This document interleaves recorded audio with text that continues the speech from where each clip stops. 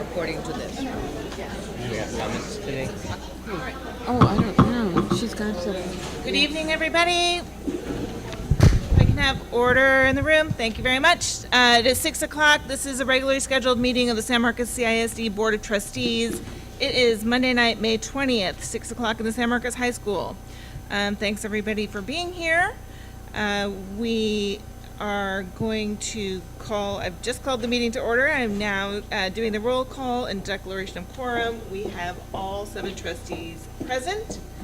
And I would like to introduce Assistant Principal Stephanie Jones from Mendez Elementary School, who will introduce tonight for us the students who will be leading us in the Pledge of Allegiance. Alrighty, well, we are here to see our strikers, so I'm going to let them introduce themselves. Aaliyah, come on.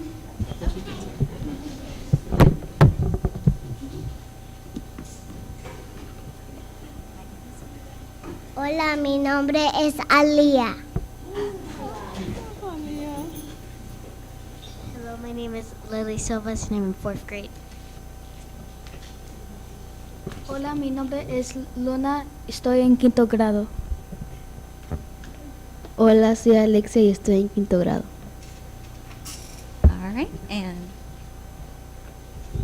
Now please stand for the Pledge of Allegiance. I pledge allegiance to the flag of the United States of America and to the republic for which it stands, one nation, under God, indivisible, with liberty and justice for all. El juramento. Juró fidelidad a la bandera de los Estados Unidos de América y a la república que representa una nación bajo Dios, indivisible, con libertad y justicia para todos.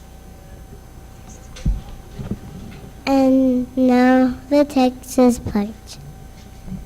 Honor the Texas flag. I pledge allegiance to the Texas, one state under God, one and indivisible.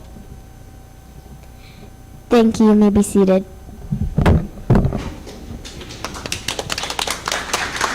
Thank you all very much. Thank you. Have a great last week of school and a wonderful summer. We appreciate it. We'll see you back in September.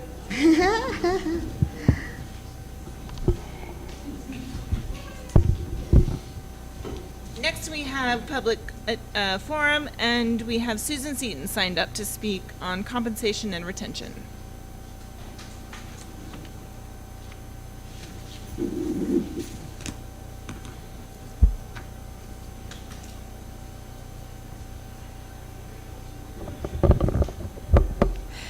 Good evening. My name is Susan Seaton, and I am the current president of the Texas State Teachers Association, San Marcos Educators. I would also like to introduce Jana Mercado. She is the secretary of San Marcos Educators. We recently had elections, and I would like to bring to your attention our new presidents for the coming year. We have Nicole Yonker representing elementary schools and Leslie Salazar representing secondary schools.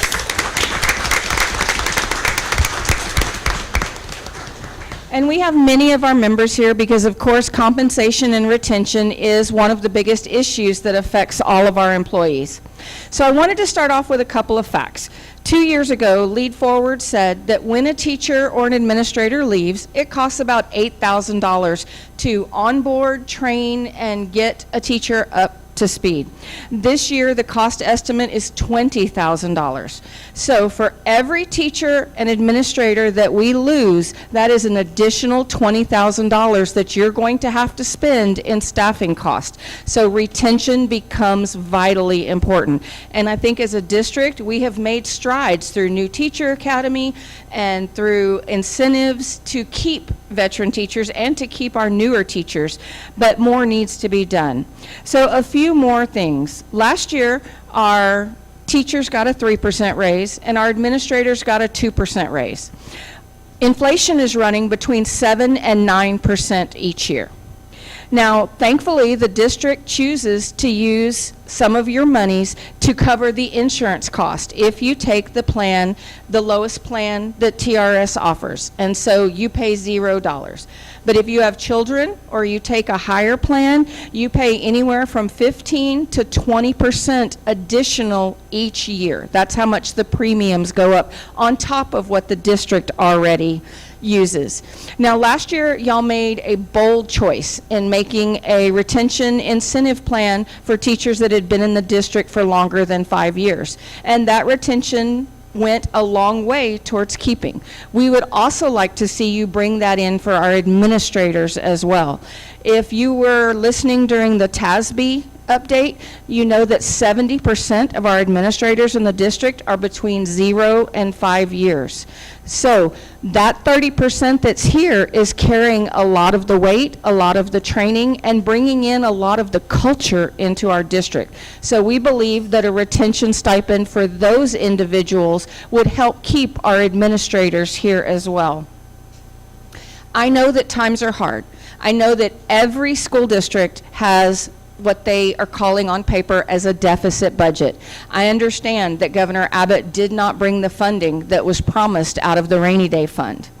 I also want to bring to your attention that in the last 10 years, if you look at the fund balance from the beginning of the year to the end of the year, we have had a positive fund balance every single one of the last 10 years. Even though we projected a budget deficit, we have been in the black every one of the last 10 years. So while it may look bleak now, it is time to keep our teachers, our staff, and our hourly workers in San Marcos where they belong. Thank you. Thank you very much. Thank you for your service.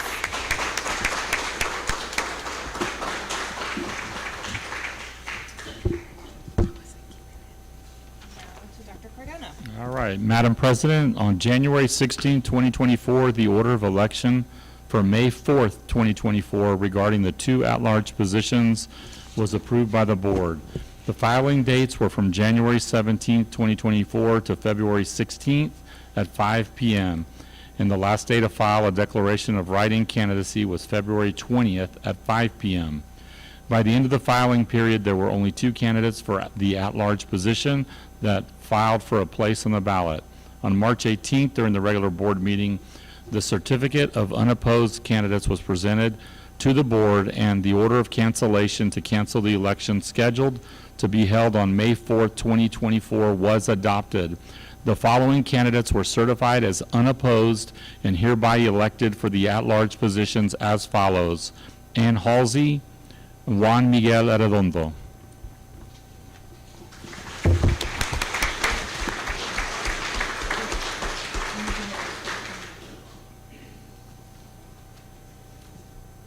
Thank you. At this time, Dr. Mary Salmi will be stepping down after a 3-year term as service as a trustee. Thank you very much, Dr. Salmi. We appreciate your outstanding service to the students and staff at SMCISD. You've been an exemplary trustee and have helped all of us become better leaders and better stewards of our schools. We appreciate your time, your dedication, your professionalism, and we will miss you. We hope that we will see you often, and who knows what the future will hold, but we wish you the very best, and we welcome you back at any time into the district fold. So, thank you. And Thank you. Thank you. Thank you. It's been an honor to serve on this board, something that I really feel strongly about, and I think it's important work that we do in this school board situation. School board is directly elected, right? We are the closest to a real democracy I think that our country has. We are not paid to do this, and it requires a lot of time and emotional attention, and which is a large part why I'm stepping down. So I really appreciate everyone on the board. This year has been amazing, and these people are dedicated to serving this district and making sure that we are on the right path to educate students. This board for the past year has really shown professionalism and growth in the ways that we exemplify what we want. We want to be a model. We want this board to be a model for the entire district. And the folks on this board have really done that. So thank you, each of you. You've taught me something, all of you have, and I appreciate the opportunity, and I appreciate the opportunity to support my community in this way.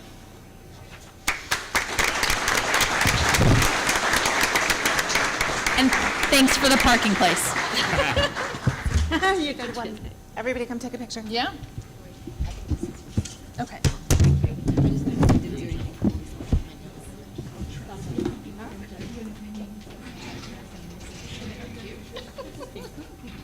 You don't want to take your sign with you? I'm gonna come back.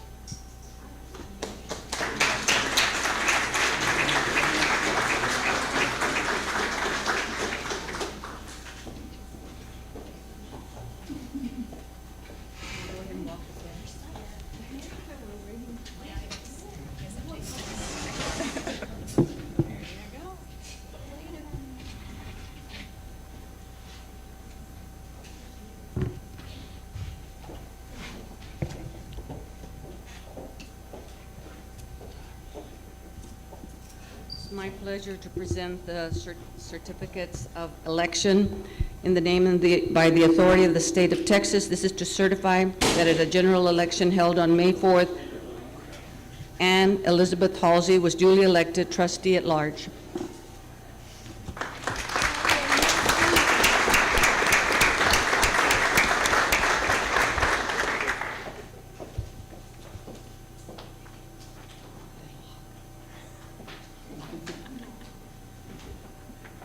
We've worked together a long time. In the name and by the authority of the state of Texas, this is to certify that in a general election held on May 4th, 2024, Juan Miguel Arredondo was duly elected trustee at large.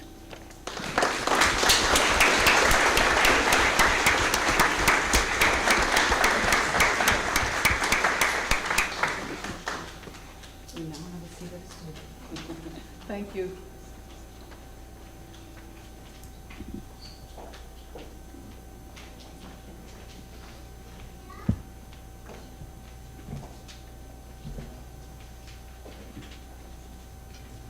Read it. I, Ann Elizabeth Halsey, do solemnly swear that I have not directly or indirectly paid, offered, promised to pay, contributed, or promised to contribute any money or thing of value, or promised any public office or employment for giving or withholding of a vote at the election at which I was elected, or as a reward to secure my appointment or confirmation, whichever the case may be, so help me God.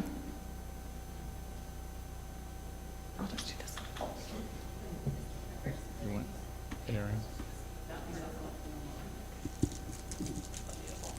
In the name of the authority of the state of Texas, I, Anna Elizabeth Halsey, do solemnly swear. In the name and by the authority of the state of Texas, I, Ann Elizabeth Halsey, do solemnly swear That I will faithfully execute the duties of the office of CISD School Board at Large of the state of Texas.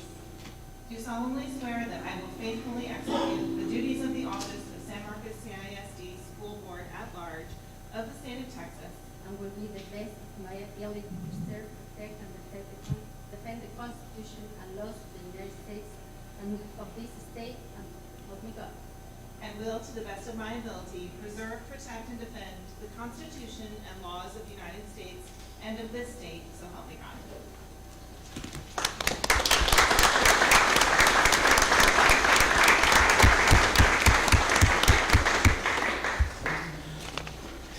Okay. I, Juan Miguel Arredondo, do solemnly swear that I have not directly or indirectly paid, offered, promised to pay, contributed, or promised to contribute any money or thing of value, or promised any public office or employment for the giving or withholding of a vote at the election at which I was elected, or as a reward to secure my appointment or confirmation, whichever the case may be, so help me God. And just as FYI, the last time I was sworn in was during the pandemic, and so it was a very modest affair. So I just wanted to thank everyone who is here this evening. I'd like to invite y'all up here for the swearing in. If you're here to celebrate this event with me. So if I could have my parents and the community and folks like that, please join me. I'd really appreciate it.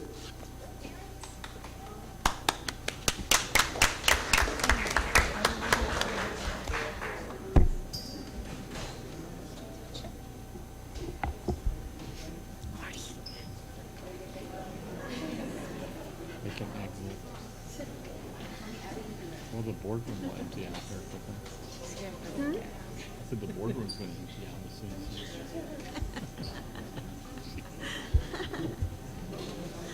That's what we would say in Spanish.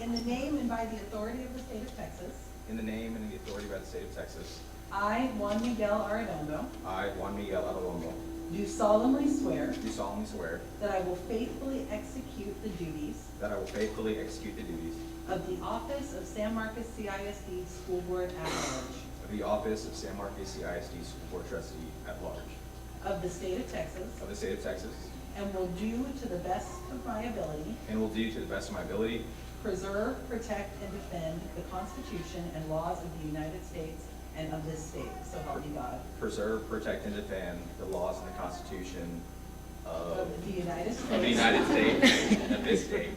So help me God. Congratulations.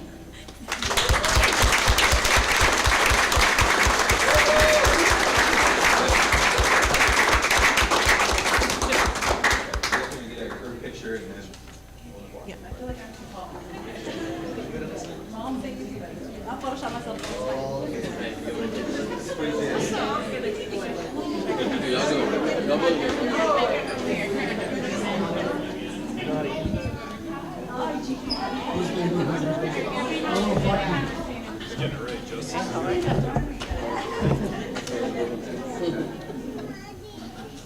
All right, ready? One. Yeah, we'll wait. All right, ready? 1, 2, 3. Margie's still not looking. Ready? 1, 2, 3. Got it. Thank you all so much.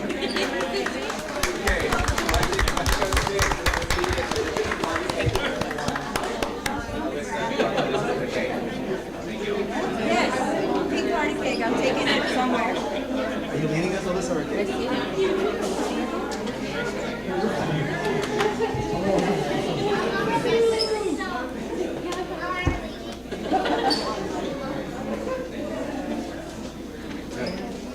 Hi, how are you, Nick?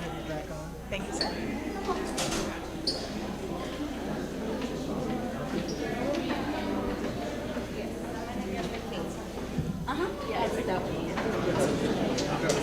And do you want a picture of the new board? You guys, Justin.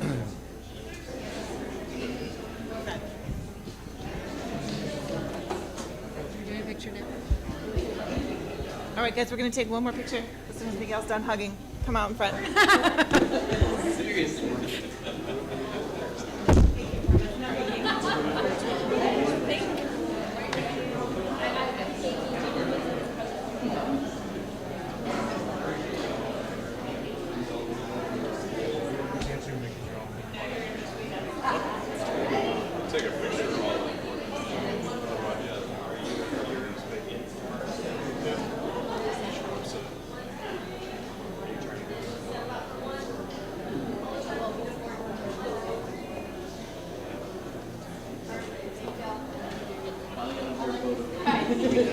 Finally got 8 years later.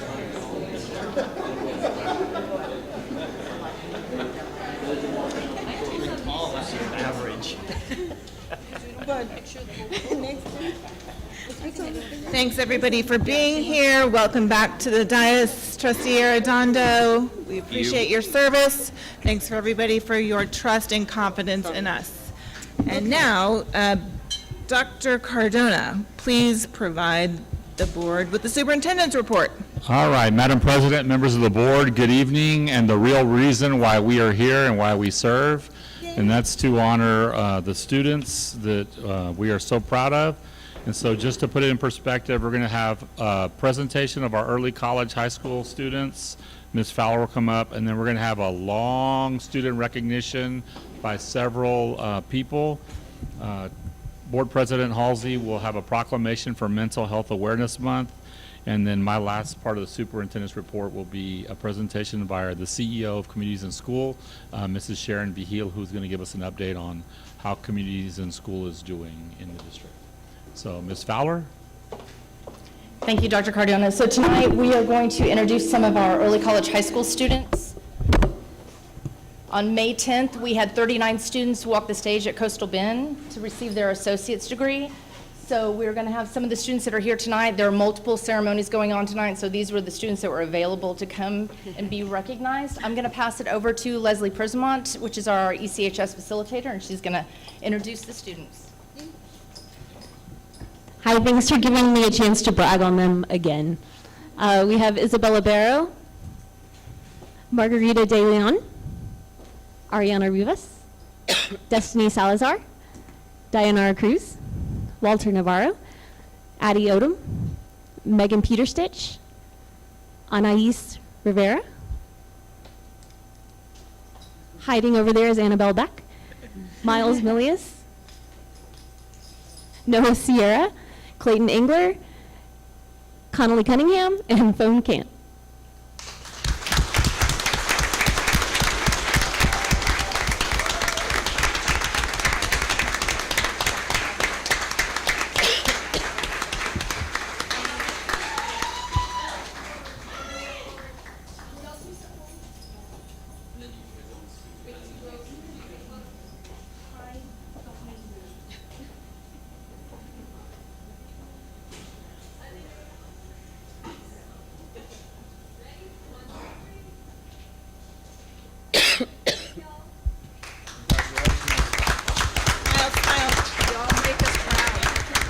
Congratulations, guys. Good work. Congratulations. Good work, everybody.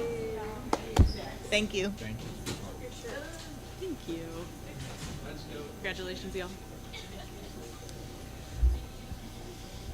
Okay, this past August, we were awarded a IX.A grant, which is the National Math Science Institute initiative. Ms. Kroner wrote the grant for our school district, and it focuses on STEM, AP, scholarships, study sessions. So the following students have been awarded $500 scholarships through the IX.A grant. First one is Olivia Bly, Glade Robertson, Phone Kant, Benjamin Keller, Seth Omar, Pranav Rastogi, Lucas Sanchez, and finally Rice Tips.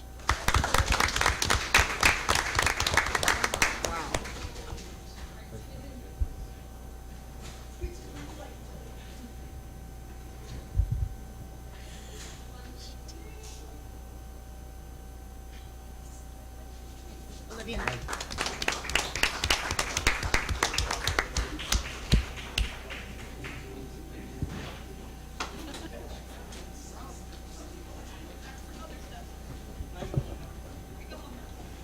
All right, good evening, board. Thanks for opening up the time for us to celebrate some of our kids that have done some great stuff this year.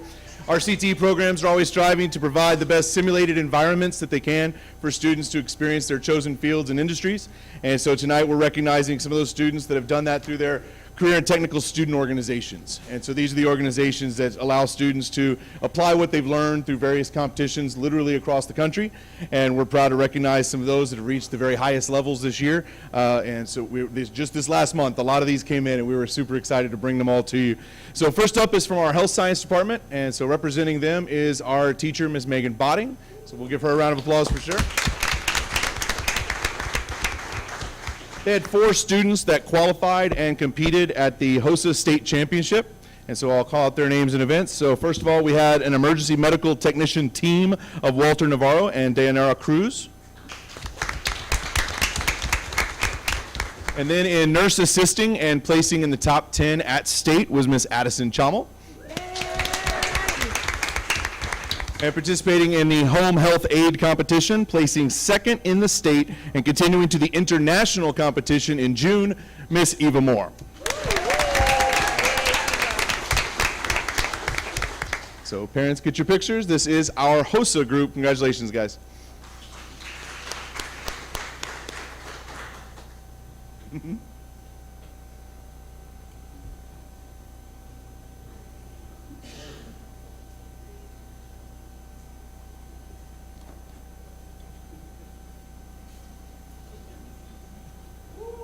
job, guys. All right, next up comes from our Ag Science Department, and they are led, this team was led by our Ag teacher, Miss Fallon Drennan.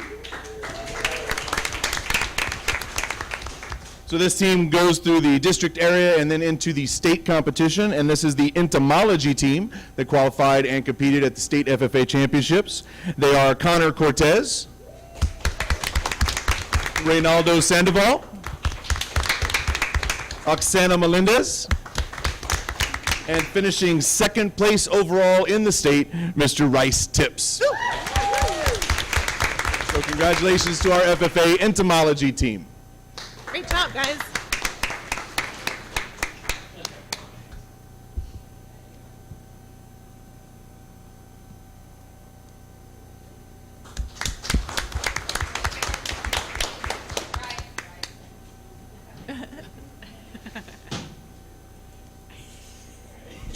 Good work.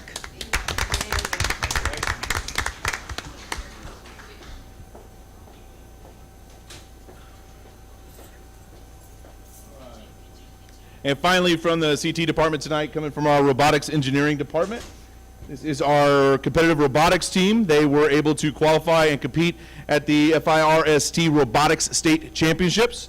They are brought into the room by their teacher, Mr. Brad Gaskell. And so for a multi-time in a row, they appeared at the state championships, and our team is consisting of Daisy White, J.P. Galloway, Mason Hall, Yaheda Kano, Daniel Putamap, Constantine Reyes, Yusuf Omar, Timo Ramirez, Tyler Ray, Rowan Cockrell, Annie Wagner, Connolly Cunningham, and Caden Pena. Congratulations to our state champion competing robotics teams.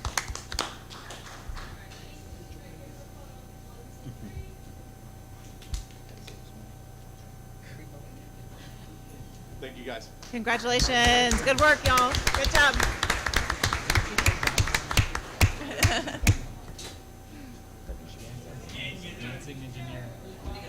Okay.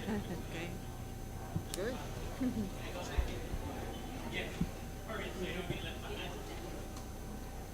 More? We are bringing up Mr. David Underwood. Good evening, Board. My name is David Underwood, Director of Fine Arts, and I have several groups that we would like to present to you tonight for their honors and awards in excellence at UIL. So I'm going to begin with choir under the direction of Don Sheridan Reinhuber. Well, thank you. Thank you for having us tonight. Each child standing here with their trophy represents their group, their ensemble that went to UIL in April. And so I'm going to ask them to raise the trophy over their head. So that the first choir I'm going to mention is the JV Treble Choir. They received sweepstakes. And Abby O.T. is the representative, and she represents about 48 girls. Wow. And then on the I'll go this way. So, and then our varsity treble, that's little Anissa with the big trophy over her head. She is holding that up in representation of about 45 singers as well. And they also receive sweepstakes. then we have Kiefer holding up our superior plaque on stage. Our JV tenor bassist got all ones on stage and straight twos, excellent in sight reading. And then representing our, and that's about 28 young singers. Tim Neffendorf is holding the varsity tenor bass trophy.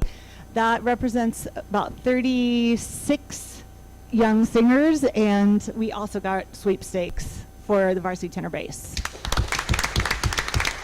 And last but not least, in the middle, our varsity mixed choir, our parent group, they received straight ones. They received sweepstakes as well, and we're very, very, very proud of all of them. And that's about 50 kids.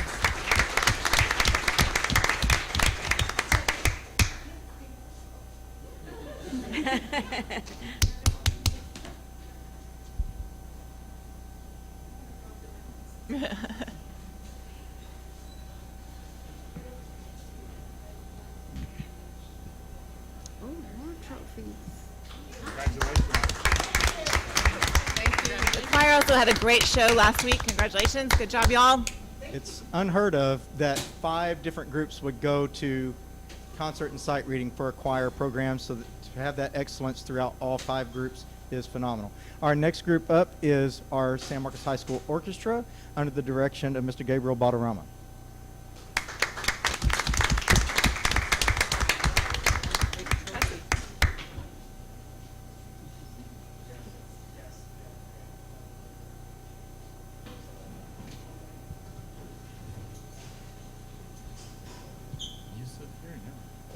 Hello. So with the orchestra program, this this whole spring semester has been a wild ride filled with a bunch of successes. First thing is our UIL successes for concert and sight reading back on February. We took 3 groups, 2 out of 3 got sweepstakes. Our Philharmonic Orchestra got excellent ratings in concert and sight reading. Our Chamber Orchestra for the 5th year in a row has got sweepstakes, and our Symphony Orchestra, where we combine with band, has gotten sweepstakes for the 2nd year in a row. For solo and ensemble, for the most, we made a little bit of history. I did some background checking for the orchestra program. We have 7 events going to Texas State Solo and Ensemble next Monday on Memorial Day, and they will be performing for judges all around the state of Texas at the Butler School of Music at the University of Texas. And then last week we did a little mini tour of Texas where we started in Corpus Christi. We took 2 orchestras down there, our chamber orchestra and our combined Philharmonic and Sinfonietta orchestras, and we brought back all these Buccaneer Classic trophies that you see in front of you. 2 superior ratings, 1 outstanding performance for chamber, and best in festival for chamber. And along with that, our student Kayla Adams, who's holding the big UIL sweepstakes trophy, and one of our bass players, Bubba Ward, earned outstanding soloist from the judges. Then on Monday, we continued our tour. We went to San Antonio, Texas to play at the Tobin Center. We were one of 16 ensembles to get invited in the greater San Antonio area to play at the YOSA Invitational. So, you know, we got to play on stage at the Tobin Center, which was really cool. You know, we as an orchestra can say we played on the same stage as an Ishtok Perlman or a Sebastian Lang-Lessing, or even more eclectic, same stage Paul McCartney played on. You know, it's pretty cool. And then this past Friday, we had our spring concert finale, and a lot of good music going around. And yeah, it's been an amazing year, and next year looks even more promising. So I can't wait. Congratulations.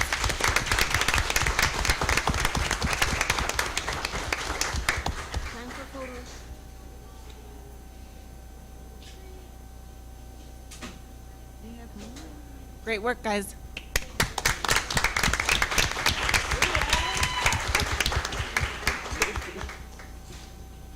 I've never seen such a pretty. I guess. I'm carrying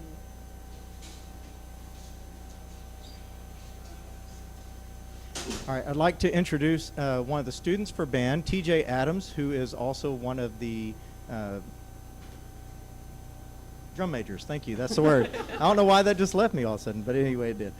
So drum majors, and he's going to speak to what it is that what the band has won also at UIL. Hello. So this spring, the band went to their UIL concert and sight reading, and our symphonic band got straight ones, which is the first time since 2010. And our wind ensemble got straight ones in the sweepstakes award because we got straight ones in marching season as well, which is the second year in a row. And this is the first time in history that both bands have gotten sweepstakes like this.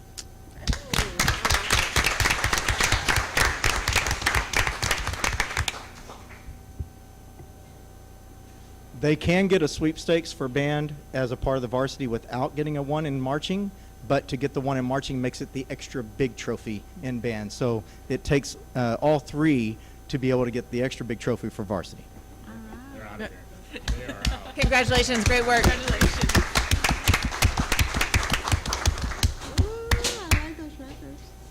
And the last group that we will recognize for fine arts tonight is going to be the Miller Band, the jazz band specifically, and Mr. Hector Ramirez is the director for that, along with Mr. Danny Maldonado, and they're going to talk to you about what they recently won and how impressive it is.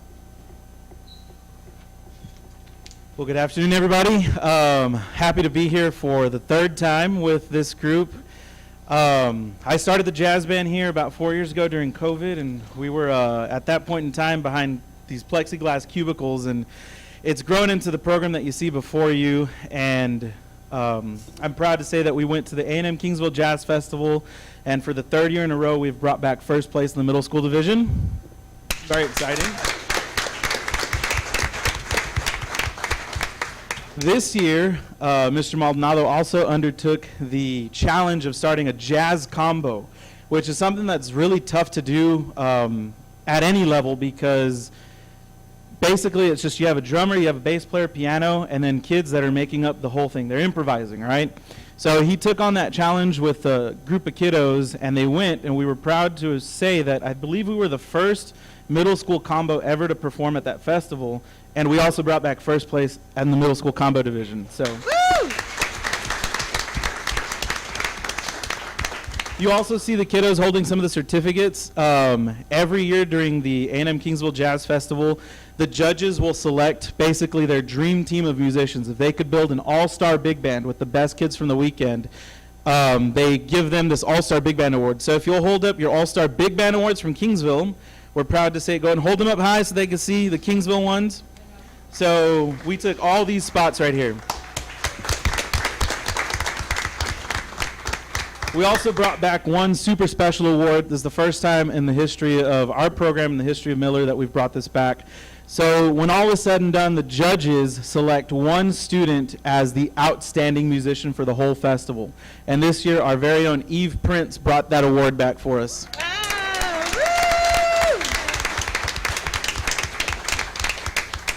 A couple weeks back, we were also able to take them to the St. Mary's Jazz Festival. They did really awesome. We got some really recordings that I'm hoping to submit for the Texas Music Educators Association convention for their consideration, and hopefully we get selected as the invited middle school ensemble. And we also had a lot of students get outstanding musician awards for that festival. So if you got one of those at the St. Mary's Jazz Festival, hold that up.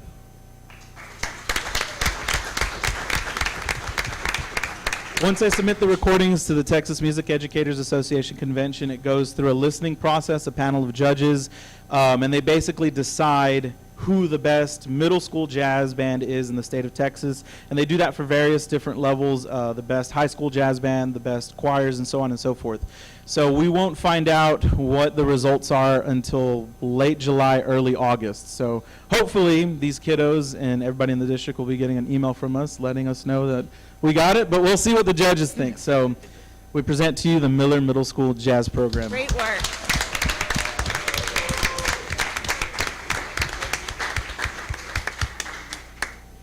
Oh, they also got a superior performance in the last episode. Do you want the? Let's stretch together. You guys right here to move to the back.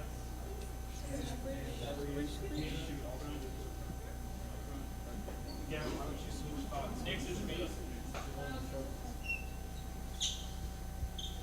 you go. That's good. Scooch in, that's good. We're not in the that's picture. fine. You go ahead. Been in enough pictures. Hold for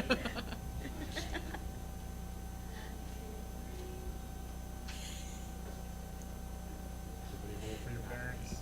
Hold for your parents. Hold for your parents. I'm just gonna turn around. Okay. Any more pictures? All right. Okay. Thank you. Thank y'all. Congratulations, everybody. Good job. I know it takes a little time for us to recognize students, and I know that y'all enjoy that very much. But this is a special moment for them to be able to come here before you, and I appreciate y'all giving us the opportunity to be able to do that. And Dr. Cardona, thank you so much for that as well. Great.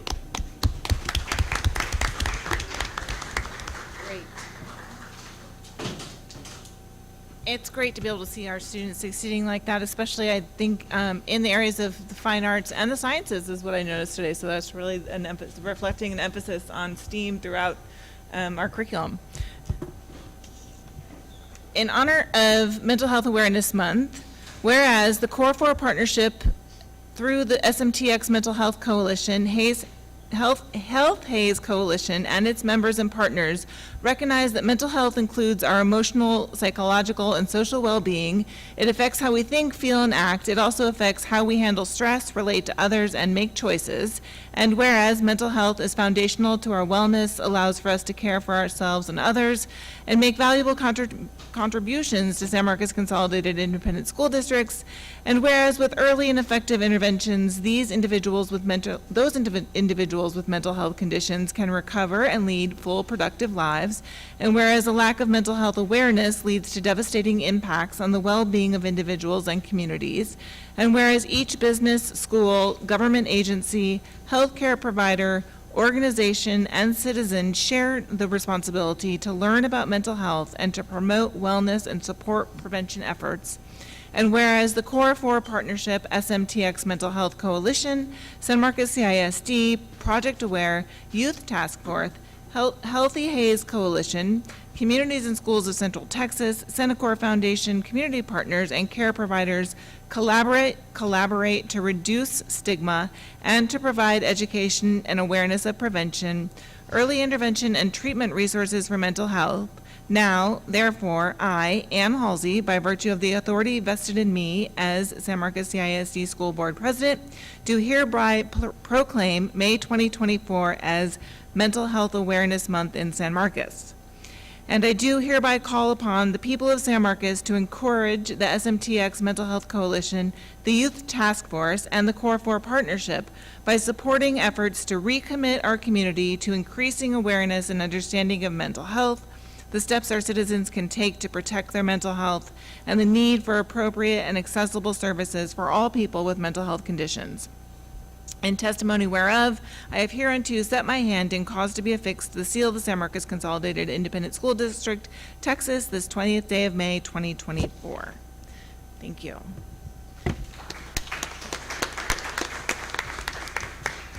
And now with that, it gives me great pleasure to bring up Ms. Sharon Vigil, our CEO of Communities in School, who's been a great partner for our community. She's going to talk about the great work taking place. I'm too short for this, friends. Thank you for having us, especially during this month, but especially as you recognize students. I hope that you all give me all ones after this.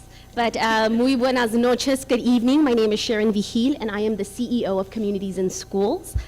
And today I'm going to be sharing a mid-year progress update with the board. So just so you know, every single year I meet with your superintendent twice a year. The first part of the year we're looking back, and I'm really presenting outcomes-based. So we're looking at attendance, we're looking at behavior, and we're looking at students' improvement. During the mid-year report, we're really just talking to you all about all the outputs, all of the numbers that are going to lead to the outcomes report that I present to you all and to your superintendent. Okay. So for some of you who are really aware of CIS, this will be a recap. But for some of you, who are new, I want to just talk a little bit about CIS. So we are a local nonprofit that's been working in Central Texas for 40 years. Next year will be our 40th anniversary, friends. We're really excited about that. And what we really do is place highly trained, highly qualified individuals directly on campus 100% of the time to provide wraparound social services. Our model is called the Integrated Student Supports Model, and it is a research-based model that is recognized nationally. Another thing that I want to leave with you is that every program on your campus looks a little different because we start with a needs assessment. Every year before we serve students and serve your community, we ask parents, students, counselors, teachers, admin, and we look at what needs the community has. Then we also use your campus improvement plan, and together with that, we create a service plan for the year. Okay, so what does it look like? So we provide individual and group counseling directly in your schools. We provide basic needs support, so clothing closets, food pantries. We also provide campus-wide support, so we might have an attendance night, or we might have a reading night for parents. We also provide some leadership development. So for the past 2 years, we've actually been able to write grants to fund teacher training for you all. And so this is just a little bit of the work that we do. In the summer, we provide 3 weeks of summer programming at the high schools for free, and 2 weeks for free for the elementary students. And we really engage with the students that we are most worried about in the summer, so that they have minimal exposure to any high-risk activities. So what you will see is that every single one of your campuses receives all of these services. So think about the multi-tier system of support. And so tier 1, this is services that all of your students are able to receive when CIS is on a campus. Usually people think about CIS mental health and doing one-on-one counseling and group work, but that's not all we do. We provide services to your entire campus. Then we do something called tier 2. That's what we're known for, right? We do grief and loss groups. We do self-regulation groups. We talk about self-esteem. We do leadership programming with students. We do homework clubs and reading buddies and lunch bunches. Then we provide services to tier 3 students. This is students that we are working with 3 to 4 times a week, where they are experiencing high anxiety, potentially really low self-esteem, or might be experiencing some suicide ideation. And so we're able to bring in our mental health unit and provide really intense services to students. Okay, so let's look a little bit of what we've doing thus far. So remember that tier 3 students that we talked about? So currently we're serving about 906 tier 3 students. But we've served in 11 campuses nearly a little bit over 6,600 students. That means that we have served about 99% of your student body on those 11 campuses. You'll see that we are serving pre-K through elementary, middle, and high school. And then here we're giving you a little bit of the demographics of the students that we're serving. Remember, we're not serving all your students. You have a larger population than that. So a little bit about some of the information that I wanted to provide you is about, we're serving 96% of the students who we're serving are qualifying for free and reduced lunch. 25% of them are experiencing some family conflict or have been in crisis within the last 6 months. 7% are emergent bilingual, and 6% are homeless. I will tell you that this number is a little bit higher than the other 5 school districts that we serve, and so at some point we're going to talk about McKinney-Vento, and we're going to talk about how we can continue to provide additional supports for you all. So what that means is that our staff has provided over 19,000 hours of direct counseling, mental health services. And we don't do this work alone, so we have been able to leverage 22 community partners directly into your school. And we've been able to provide a little bit over $28,000 in direct family assistance. So this is not in kind. This is hard, cold cash that goes to parents to help them either pay a bill or to help them, with their mortgage. I tell people, my dad is a blue-collared worker. All we needed was 3 good days of rain, and my mom needed to figure out how to close the gap someplace. So it's not about our parents are not working hard. It's that circumstances happen, and it's not fair for our students to suffer. So out of the 10 campuses that we are serving, one of the things that we do is we have a school-wide goal. Our school-wide for 10 of those 11 campuses is all about attendance. So last year I presented some great numbers about our work and success in attendance, and those numbers are looking even better this year. So we're so happy to be able to partner with you on that. And then Travis Elementary School has identified that they want to reduce disciplinary actions is their primary goal. Okay. Within these services, this is what you will see, that 47% of the services that we're providing is mental health and behavioral health. That is what we're known for. It is the work that we're able to do. But you also see that we connect students to health and human services. We also do enrichment activities, field trips. We go on college campus field trips. We transport students to the zoo, to the aquarium, and we also even have family field trips that are completely free to the families. We want families to be able to experience the goodness of Central Texas. So I'm so proud because this year we've done 304 home visits. This is not that we're dropping things off. This is that we're knocking on parents' doors. We're sitting with them. We're talking about education. We're talking about how they're doing. We really are engaging with the family. We know that when the family is fully engaged, attendance skyrockets. And so that is what we do. Okay, so this is a little breakup of the needs that we're addressing currently with your, third-tier students. And people ask me, so tell me about mental and behavioral health. What is it that you see our students are experiencing? So we provide something called a XI.A, a Student Health and Wellness Assessment. It is approved by II.A. We're also governed by II.A. just like you all are. And it is our universal assessment for students that receive CIS services. So what we're seeing is that the majority of the students that we're serving are saying that they are experiencing persistent stress. And I tell people stress is actually good sometimes. But when you are in that state of persistent stress, you know what happens? Your brain starts functioning different. Your body starts telling, hey, you need to figure this out because it's just too much stress. And so there is a direct correlation between students being sick and not coming to school to persistent stress. And so know that we're going to talk to you a little bit more about that. Then the second thing that we're noticing is that a lot of students are struggling with self-regulation.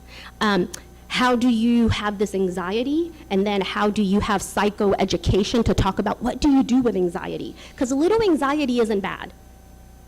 It's this big amount of anxiety that you just cannot understand.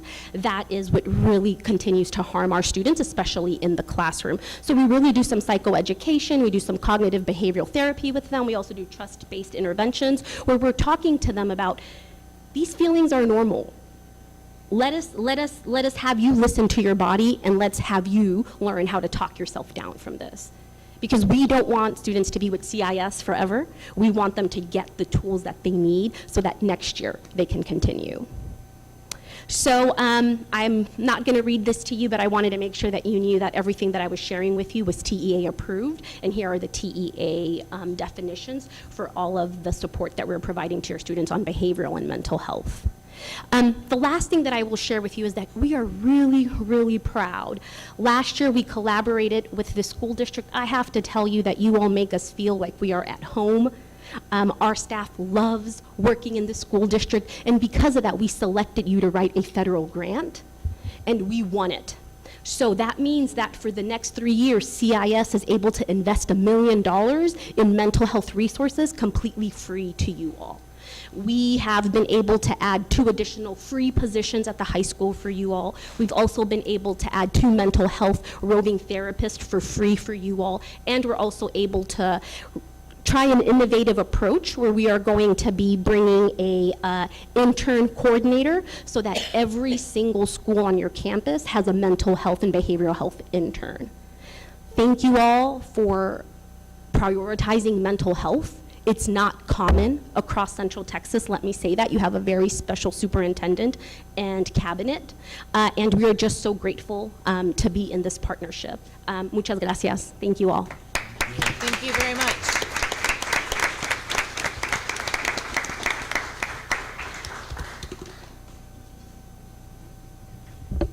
I want to make sure that the board gets a copy of that presentation emailed to us, please. And if we can put it up on the website too, I think that would be helpful, along with details on the grant. Great, thank you. Mr. Sandoval. Okay, good evening, Board President Halsey, Board of Trustees, Dr. Cardona.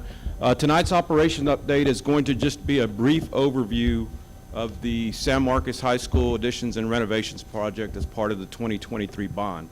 As y'all recall, we have different check-in points with these construction projects: schematic design, design development, and then GMP, which is your guaranteed maximum price. This is not one of those. I asked VIII.A to come in and just give you all just a high-level overview. You're going to see really three things that we're working on here at the high school. We're working on fine arts, the fine arts program. We're also working on classroom space. We're working on administration, actually four things, and we're working on the site circulation, right? How we get in and out of the school. I'll tell you that administration, with the new principal now in play here, we have had our initial meeting with her. We want to make sure that we take into account her vision. We have another meeting with her next week. She has some thoughts on it. So what you're going to see on the admission or the administration piece is null and void at this point, because we really want to value what her input and then redesign that to make it fit for what we need. But fine arts is progressed nicely. The site circulation, we're still going back and forth a little bit, and then the classroom space has progressed. So I'm going to introduce our partners, VIII.A Architects. Turn it over to you, Barry. I'll let you do your introduction. Good evening. Thank you for allowing us to be here tonight. My name is Barry Nebbett. I'm principal in charge for VIII.A Architects.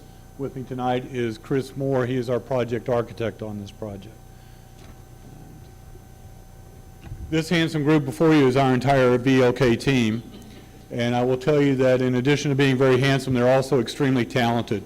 All except for this guy here on the left side. He's kind of happy just to tag along and be here associated with a handsome and talented group like this.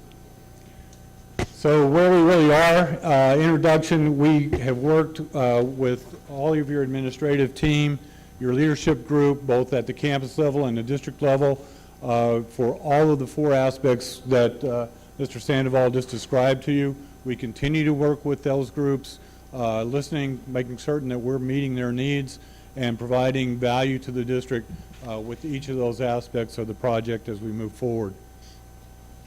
Of course, this slide really just is a summary of kind of how San Marcos High School began with the 2003 bond and where we are today with the bond that was passed a year ago, with those four major elements that Mr. Sandoval mentioned, which, just to repeat those, are the fine arts, the classroom wing addition, the administration area, and the site circulation and improvements we can make to the site.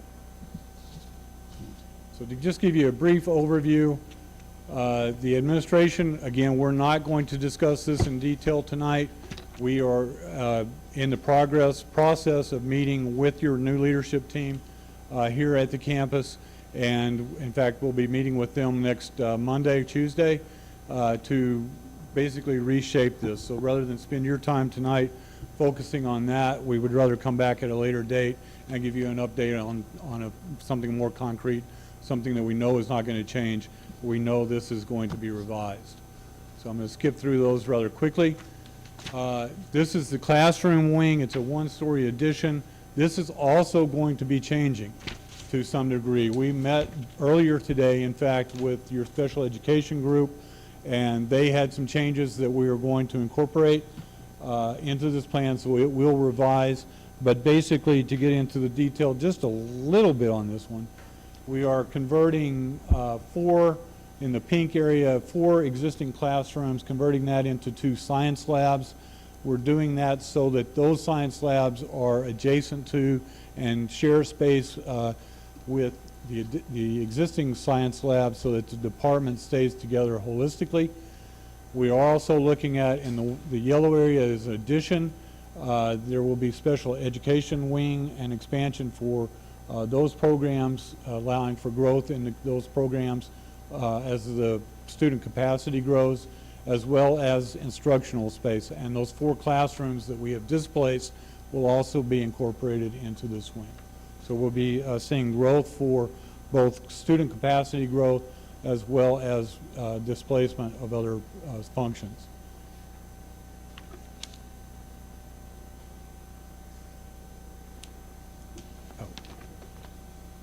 Okay, sorry about that. And then the third area that we really want to talk about tonight, and I think this is one is very concrete in our planning, is the fine arts areas. And it's actually quite pleasant tonight that we got to follow. You made it a hard act to follow on the fine arts. You've got an outstanding program. So to be here tonight and to talk about their program and how we're going to help you advance that further is actually an honor. This is a quick overview, as I mess up again. What did I do here? There we go. Okay. I'll try not to touch anything. This area down here is going to be a new band marching pad that we will create. And then in the pink is renovated area, and the yellow areas are addition. And to get into that, into detail, this work all has to sequence in a way that allows those programs to continue operating throughout the process. So we will begin with the large yellow area is a new band hall. And that will be supported by all the staff offices that are required, as well as small and ensemble spaces for rehearsal, as well as appropriate music storage spaces for instruments and equipment and uniforms. It also has an area for dressing and changing with restrooms for band students. And it is accessible, the courtyard that is right there. Basically, it will serve as a loading and unloading zone for the band equipment truck, trailer, if you will, so they can move directly out of that space and onto that vehicle as easily and efficiently as possible. Working our way back, once the band hall is complete, we will see a cascading of additional space in the renovation area. The orchestra will move into the current existing band hall, and there will be renovations associated with that. The choir will move into the current orchestra hall, and there will be associated changes to that so that that program is efficient. And then the mariachi program will move into the choir space. Currently, the mariachi is essentially in a classroom space, so not really a musically appropriate space for that program. This will give all of your music programs a space that is sized appropriately, is acoustically tuned to the types of music that are being played, and provides all of the instructional support as well as storage for equipment of instruments, etc., as well as providing students small rehearsal spaces and group rehearsal spaces. Moving over to the theater side, and this is kind of unique. The first piece that I want to talk about is this renovation, is this corridor that runs behind your theater. Today you really don't have that space, and it's really probably one of the most critical aspects of this entire piece, because it allows your theater to move backstage unseen from left to right and left to right. It's very critical for that standpoint. We're adding a new black box theater in that area, and what that allows us to do is use that space to enhance the back of house spaces for your theater, as well as support for your black box. That includes in this area a scene shop, the scene shop, which also provides space for scene storage, costume storage and assembly, and prop storage. And then we've also are expanding the dressing areas for both boys and girls with restrooms, so there's appropriate dressing areas, sized appropriate for an ensemble type cast. And then with a new courtyard that has an entry individual for the black box, as well as a new drama classroom that is split between the both the main theater and the black box theater. So really, all of your spaces within your performing arts are going to be touched by this and expanded in a way, and the idea is to make each one of these spaces state-of-the-art in terms of both their performance and ability to deliver instruction for your students at every level. So talk a little bit about site, and much of what needs to happen in terms of circulation. We are in the process of working with our civil engineering team to basically determine what routes are there. We've looked at a number of options. What we've come back to after talking with staff and transportation and a number of other folks, we will continue to have parent drop-off enter the campus on the east side near the stadium, work their way around. There will be, at the fine arts area, there will be a drop-off potentially there, as well as that will be an events entry for after-hours events. Then the parent drop-off will continue and loop and drop off at the front entry and then out of the campus at that area appropriately.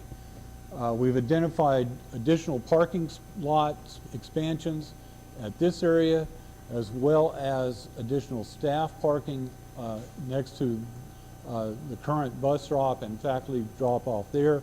That will also provide additional parking for the natatorium in after hours events.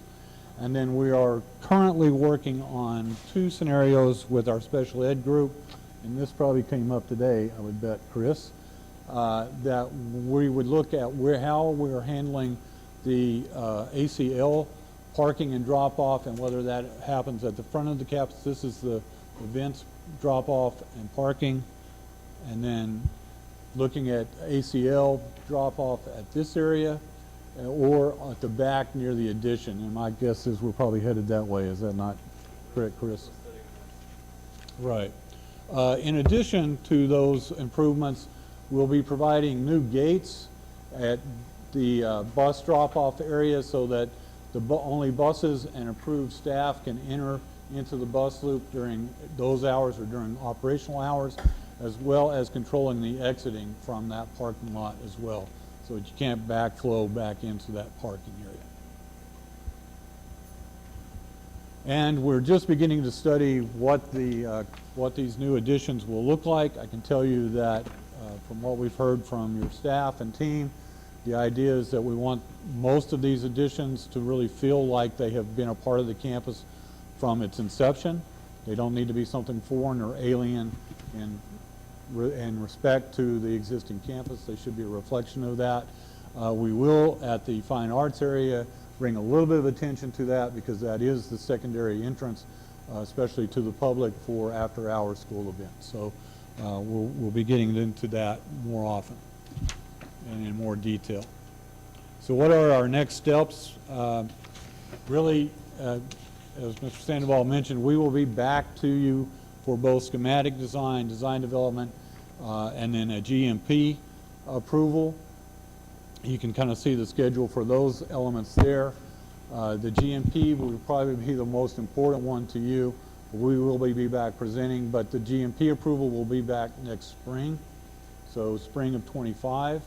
We will then start construction in the summer of 25. It's anticipated that construction right there, it says to be determined, but we're working with Satterfield Ponticus, and we're grateful to have them on board and working with us now. We met with them last week and discussed schedule. Preliminary schedule has us basically complete for most of the building in August of 26, but some of the fine arts will continue until spring of 27. So we'll, because of the cascading and making certain that we've got all the spaces basically in order, it'll take a little longer for those. But the entire operation of this should occur, and the intent is we're not going to, we're not displacing anyone. The high school will continue in operation with as little impact due to the construction as we possibly can.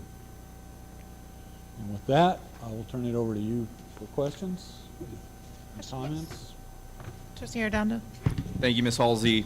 I understand that the recommendation or the proposal for the administration portions of this plan are now essentially going back to the drawing board due to new leadership coming on board on the ISD side. I just want to share, though, my initial perspective, baseline, having a concern that right out the gate, the default recommendation was just 6 new offices for administrative APs. We have a very large campus, and we're making it larger in this proposal, and so I would hope that, the recommendation of the proposal is not just we're going to build offices for assistant principals with this money and with these funds. So I look forward to seeing what the new principal and the team come back with and what y'all do to kind of flesh that idea out. I know, a contingent of this ISD and administration went to Kentucky recently and visited a high-performing school there in their public school system, and it had the administrative APs stationed throughout the campuses and in hallways. And I know that there's 2 parts of that conversation, but I hope as we expand this campus in a significant manner, we consider looking at putting administrators throughout the school facility versus just all in the front office to address, I think, some of the long-time challenges we've had here at the campus. And then the second thing is in terms of circulation. I've spoken with Dr. Cardona and staff on this in several occasions. Our traffic circles are rarely actually used as traffic circles. I mean, if you visit one right now, we have the entryway closed. I don't know whenever the front entryway has ever been used as a traffic circle per se. I think it's always been barricaded off on one side so you actually don't use it as a traffic circle. So I have significant concerns on the circulation of this site. And so I hope in future iterations we see what the civil engineers propose. I don't know anyone who uses this campus to drop off children who has like a pleasurable experience using the traffic circles, pick up and drop off. And I would hope that after a decade of being here on this campus, we endeavor to address that. So again, I hope we can have that conversation moving forward. Yeah, we look forward to that. Well, when we, the priority with circulation on the site is first and foremost protect the safety of the students as they're moving through. And so one of the key elements of that is always separation of auto and bus traffic as the first step. And the campus does that to a large degree now, but it does not, I would agree with you, it does not address how auto traffic mixes and mingles between drop-off and actual parking. So those are the things that we're trying to best address in that way. And then my last comment, Ms. Halsey, is just in our current footprint here at the campus, visitor parking continues to be a chronic challenge. I think in some ways it's a little disingenuous to say that we want community members, we want parents here, but if you were to visit the campus for the first time, I think it'd be almost near impossible to understand where as a visitor I'm supposed to park, where the entrance is, where I'm supposed to check in. Similarly with like community events and things of that nature, if I was visiting for an athletic event, where is visitor parking for athletics, where is it for fine arts, where am I supposed to go? And I just think that this is a really unique opportunity to maybe address those challenges. And so, again, I look forward to seeing these ideas and proposals fleshed out more. We will be back on at least 3 more occasions to give you those updates. I shared Trustee Arredondo's concerns about the site circulation as somebody who traverses it multiple times a day. I appreciate his bringing up the circles. I think that's something certainly to look at, and I would invite you to come out at the beginning of the school year, the first 2 weeks of school, when people are figuring that out and seeing how it works. I think there was resistance, and including on my part, to entering on at the stadium at the beginning of the year. I think over the course of the year it's worked out, but I still think there's some danger there, right? And so if there are conversations that we can have with the city about ways to better facilitate that as an entrance would be great. I think also if we can figure out how to have multiple exits, it's worth considering, because if you come through that way past the stadium and you drop a student off at this entrance, which I typically do, then I have to pull back out into the traffic that's circulating by me, right? And then I have to merge back into that, go all the way back through around the high school. I don't drop off at the front entrance. Sorry, I'm at the other entrance. I don't drop off at this entrance, right? So I stay out here, but I've got them people cutting in like this and then students getting out, and it's not the best. So if there's a way to exit out earlier, right, without having to merge into all that traffic, I'd invite you to join me in the morning and do the drop off, right? So I think the evening is better, but the morning still is somewhat difficult. So, thank you. Anybody else? Great. Thanks, y'all. All right. Thank you for your time. Thank you.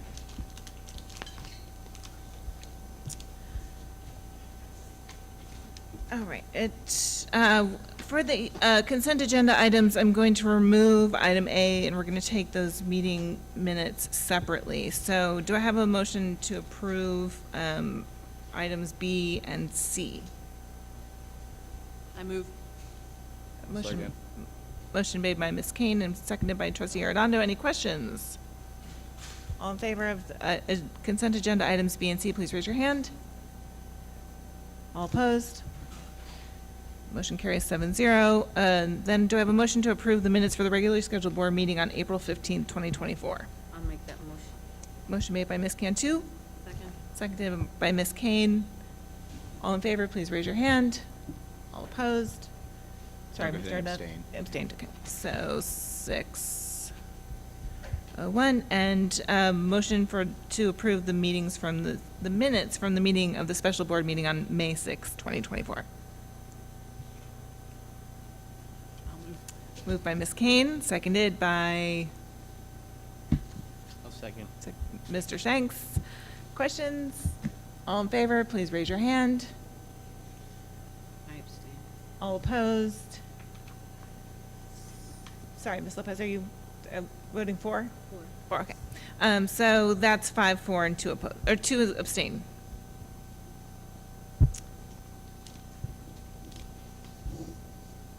And now the items for action. The first item is to consider the nomination for TASB board position, Region 13C.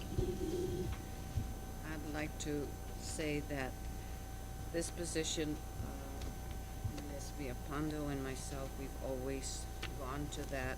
She as the representative, and this is the board nomination one. The nomination For Kathy Major. I would like to begin the conversation on Kathy Major and support her to stay in her position. Ms. Villapando and I have gone to the Central Texas TASB meetings, and we have worked with her, and she's doing a good job. And I know that Ms. Villapando can add a little more to it if she'd like. This position is a board position for the TASB board member. And they have 3 or 4 meetings a year where you're required to attend. Also, I have known TASB board members that serve on the board that are asked to do presentations to our SLI or to our convention, to our regular conference. And so it's an intense position. But any board member can apply to. There's some information that was handed out that you can apply to run, and then we could, if you want to, we could vote, or any board member who's willing to put in the time, and we could vote for that board member to challenge Kathy. To challenge Kathy. Kathy Major. But So I there guess is- at this point, we'd ask if there's any board member here that is interested in being nominated by our That's it. board. That's it. Seeing none, do you want to make a nomination, Ms. I'll make Cantu? I would like to nominate, no, I would like to say that our board support Kathy Major in her current position That's it. as that board for the Region 13. And Ms. Viapando, did you second? I'll C, second 13 Okay. C. All right, so it is recommended that the board nominate Kathy Major to serve a 3-year term and to follow the procedures to nominate the candidate. Nominations must be received by TASB no later than Monday, July 1st. That is the motion. All in favor? All opposed? One abstention. Thank you. And now we need to consider electing a TASB delegate and an alternate delegate to represent the district at the TASB Delegate Assembly. Currently, we have Ms. Viapando and Ms. Cantu serving in that capacity. I wonder if there's interest from the board and anybody else taking that role on? If not, then I would like to nominate Ms. Viapando as the delegate and Ms. Cantu as the alternative. I'll second. Any questions? All in favor, please raise your hand. 7-0. I'm sorry that we did not ask you for your consent, Ms. Viapando and Ms. Cantu. We appreciate your service and your dedication, and you've represented us well. Going to these meetings. Thank you very much for continuing that service. And now we need to consider the submission of a TASB advocacy agenda resolution. This is something that our board can propose to TASB to take up under the next legislative session as part of their advocacy agenda. Ms. Cantu or Ms. Viapando, did you have a recommendation for us on this at this time? The advocacy agenda resolutions should be a board-approved resolution. As I look at it, it has to be something that would help the whole state of Texas. And I know that as a group, we can be against the vouchers. We can support a better amount of money to be sent per student for security purposes. We can ask that the money be given to us from the state based on enrollment and not ADA, because it would be better for us. Those are the kind of things that I think that we should get behind. Now, we would have to talk about it and then agree on it and then write up a resolution to submit. So typically, those are things that also, they come back to us later after they've adopted an advocacy and we get a chance to weigh in. Right, well, they will adopt it this September when we have the whole meeting. state conference. And so we still have some time, I think, that we could get together maybe, or if somebody has a resolution they'd like to bring forward. We had our meeting in, I think in the fall, where we submitted issues that we had. I went to that meeting and submitted, all the districts that were there were asked what they wanted to submit, and I took some considerations from here, from us to have on those resolutions. And so those will be up for this coming, but if we still. But do you have a new one for tonight? But no, I don't have a new one for tonight, but we could still have one because our Deadline's June 17th. from Right, the so that's handout after material. our next regular meeting. So, so first, let's see, does anybody on the dais have a resolution that they'd like to offer tonight for this? No. Okay, so seeing that, and that the deadline is June 17th, which is after, or before our next regular meeting, then I think that if everybody's in agreement, we will move this item to our agenda prep meeting. Even though I am very remiss to take any action on the meeting, this seems like. Unless we have a team of 8 time that we could put it Well, together. I like to take and- action at the regular meetings, right? I like to keep action items at the Alright. regular meetings. But I think that we have that meeting on the docket, and unless there's any great opposition to us voting at that time, then I suggest that we table this until then. And if people have suggestions for resolutions prior to that, please forward them to Ms. Gunther so that she can circulate them to the board for consideration. Also, we can check to see what's already on the agenda for the fall meeting, so that we don't, unless Right. we have something different that we Yeah. want to propose. Sounds great. Questions? All right, then we're moving that. And I apologize, I just realized that I skipped, no, we did the quarterly investment financial report, we just didn't do the actual report, but we approved it, so you got off the hook tonight, Mr. Doyle and Ms. Garcia. Sorry. All right, it's the end of the school year, right, y'all? That brings us to item number 5, discussion regarding board policy, grading, and class ranking.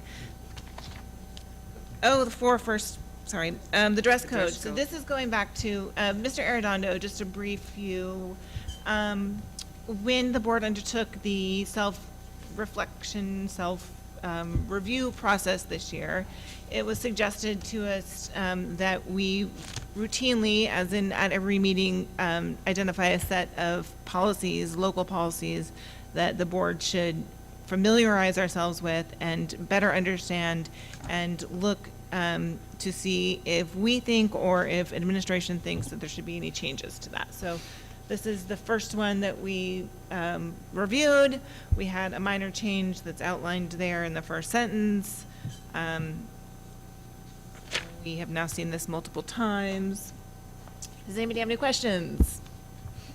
If not, is there a motion to approve the revised, made by Mr. Shanks? By revised local on dress code, policy on dress code.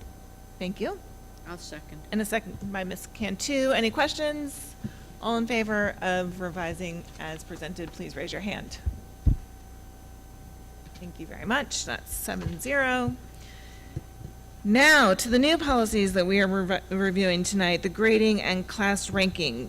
Dr. Cardona, could you just give us a quick overview? I think we've all read them. If just the administration have any suggestions, anything that you would like to elucidate us on?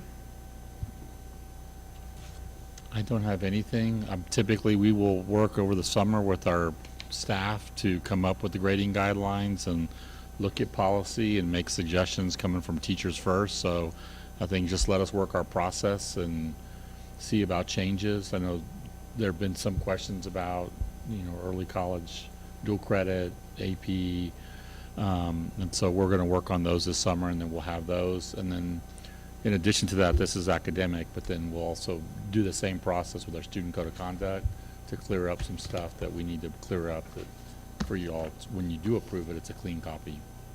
Yep. Have Questions?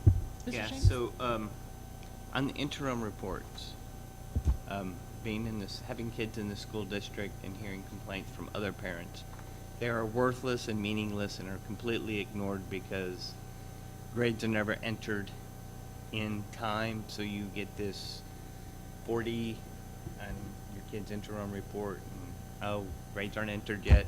They're just not valuable. So if they're not valuable, why are we doing them? If they're not going to provide parents real information, then it's kind of a waste on the administration to do them. So either we fix them and make them meaningful, or we get rid of them. It's an easy fix. I mean, we can require staff to put in grades at a certain time, and then there's an accountability piece, which I think we would all agree with. I think even the teacher organizations would agree with that. So they're shaking their head, yeah. So we can most definitely look at that and put some teeth into making them. Yeah, that was the only thing I saw on this No, we after hear you. reading through them, and it was good reading. Yeah. I agree with Mr. Shanks. I think that what struck me about this is that I feel like these reports were probably written well before everything moved to Canvas, right? So I think that maybe if we looked at the policies with that in mind and thought about ways that, like Mr. Shanks just brought up, that we can better spell out some things so that everybody understands what the expectations are and how they work. So if we can spell out specifically when the interim reports will be, the interim is kind of vague, right? Like that could be at any given point. So maybe we need to clarify that. I think also that we need to clarify how those report cards and those interim reports are delivered. And maybe how, if we're only going to deliver them electronically, how one goes about getting a paper copy if one, say, needs one to go to the DMV to get their child a driver's permit, right? What's the timeline for requesting that? Maybe that doesn't need to be in local, but maybe it needs to be referred someplace else so that it's clearer. And then the only other question I had is that we need to really be able to articulate the way dual credit is credited and weighted. Because I think that is not clear here either. So I'm appreciative of the fact that you guys are going to look at that this summer. So. The only thing Ms. I Kay? noticed is that there's provisions for weighted grade system that ended in 2022 that probably could be pulled out of this as well and clear that confusion up as well. So if we could see a revised version based on, it need not be next month, but maybe at the beginning of the school year or in August. Yeah, we can bring it to you when we bring the student code of conduct. Okay. Yeah. That way we start, academics and student code of conduct all at once. Right. Okay. Ms. Halsey. Yes. Mr. Arredondo. Thank you, Ms. Halsey. The only comment I would have on this, and it isn't in regards to local policy, it's more so, students in middle school, junior high are making decisions that will impact class rank, grade, GPA, all of those things, and maybe front-loading that information as you start taking classes in high school in your freshman year and you start making these academic decisions, understanding what my decision of enrolling in a certain class my freshman year and how that's going to impact me when I'm a senior. Maybe I'm not so shocked at what my GPA is or why isn't it as high as I thought it was because I didn't participate in some program like another student did. I think might clear up some of that confusion as well, right? I know when I took algebra in junior high, I didn't realize I need to take this seriously because this is going to follow me to high school, right? So The beginning of your transcript. yeah, exactly. So thank you. I do think that students that's pretty, in my experience, that's been communicated relatively clearly to students that they understand the stakes of having algebra in 8th grade. But I think making sure that it's written into our policy is also really important, right? But I think we're doing a pretty good job at that. Okay, then item 6 is the discussion and possible action regarding Team of 8 training. This is something that we like to do early in June. I did send the board a Google trying to find if there was one date that everybody agreed on. Of course, that didn't happen. We had one date that more people agreed on, but I know that that date is problematic for at least one person, and I'm guessing it because nobody wrote to me and said, yes, no problem, we can all make that work, that date is still problematic. Talking about June 7th. Yeah, the Friday, June 7th. So I am open to suggestions about when we might try to do that. And if we can't do it during June, then I think we'll have to bump it to the beginning of the school year, hopefully late August or early September. I know June is just really busy. So if anybody has a solution that they'd like to propose, I'm open to it, but I don't have another recommendation. Is there a way, sorry. Go ahead. Are we all going to SLI? We are, but we had looked at potentially doing it on that Saturday, but that wasn't feasible for everybody at the time. Maybe find a multi-purpose room at the hotel and do a 2-hour thing there and satisfy it while at SLI if we're all going to be there? We all have to go to the classes anyway. It would, I think, kill 2 birds with 1 stone if we try to do it that I'm open to Maybe that. an idea, just I'm open for to it. The one concern I had about doing that was whether or not we could find a facilitator. To work with us. Because they're all You're gonna be tight. CASB people, right? And it was really, actually, we haven't, I'll say it publicly, but I was hoping to bring Kay Douglas in. She has worked with the board previously, and but she's very involved in TASB, and she does the new board institute at board. TASB. So I thought about that, but I was sort of, but if that's everybody's will, I'm happy, we can find somebody else probably. Feelings? If I'm the only problem with June 7th, I just said I needed to know early You're not. enough to get kids. Okay. You're not. I'm the second person Yeah. with issues. I'm not interested in taking off another day of work in June for. Okay. Understandable. Yep. Could you ask Kay Douglas? She does well, and Yeah, I think she would be terrific. She would. and if we're all there. But would you all like to try to do that? I mean, Would I it be think those. Saturday when it I mean, I think ended? it would have to be Saturday, and that's the thing that Saturday wasn't afternoon, conducive. like 12 to 3 or something? Right, that wasn't going to work for everybody. Is that Saturday? Ouch. So. Okay, well. So we'd have to make it like Wednesday afternoon, but I don't know that that makes it any better for you. If you were. Wednesday so. evening, do we have a session? To be the evening for me, I can't Wednesday afternoon. Right. Do we have a session on Wednesday that we could eat dinner and then meet that night? Could everybody be down there? I mean, so we have to do 3 hours, remember? So we would have to start 6 or 7 o'clock on Wednesday, the 12th? Yes? Can everybody check on that and we get back to you? Yeah? And that's when we're going to SLI, right, What's while the we're there? time? Yeah. Okay, That would be the first night of SLI. Okay. I'm fine with that if we can get somebody. Okay, so let me see if we can get somebody that can do the training in San Antonio on the 12th, starting no later than 7 o'clock, and we'll let you know. It's not at Waterbury. Not at Whataburger. I don't think we have an invite. All right, so I don't think we actually need to take action on that. So it is now 7:36. We're going to take a 5-minute break. Thank you. Thank you. And we'll be back Ready at for break. 7:41. Thanks, everybody. Thank you.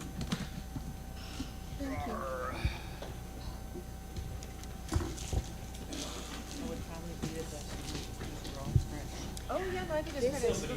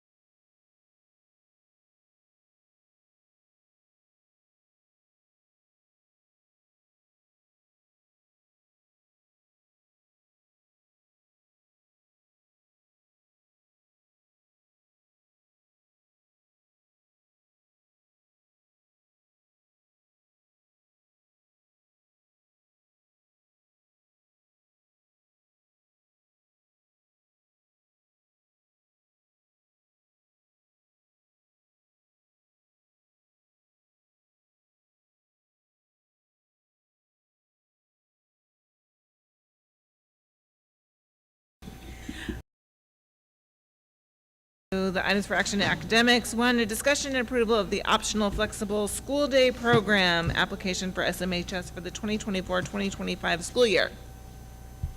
All right, Madam President, members of the board, we are bringing this to you because we did not have this past year. We did not submit, so central office is taking ownership of submitting this waiver to you all every year.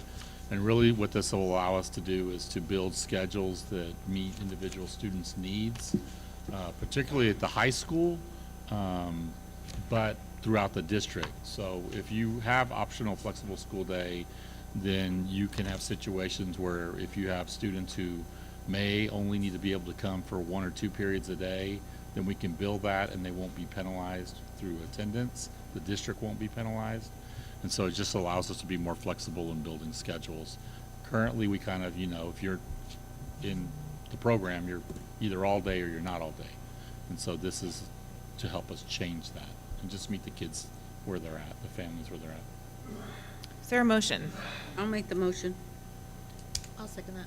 Okay, the motion is Approval of to the flex- the optional approve the flex as presented by administration. Any questions?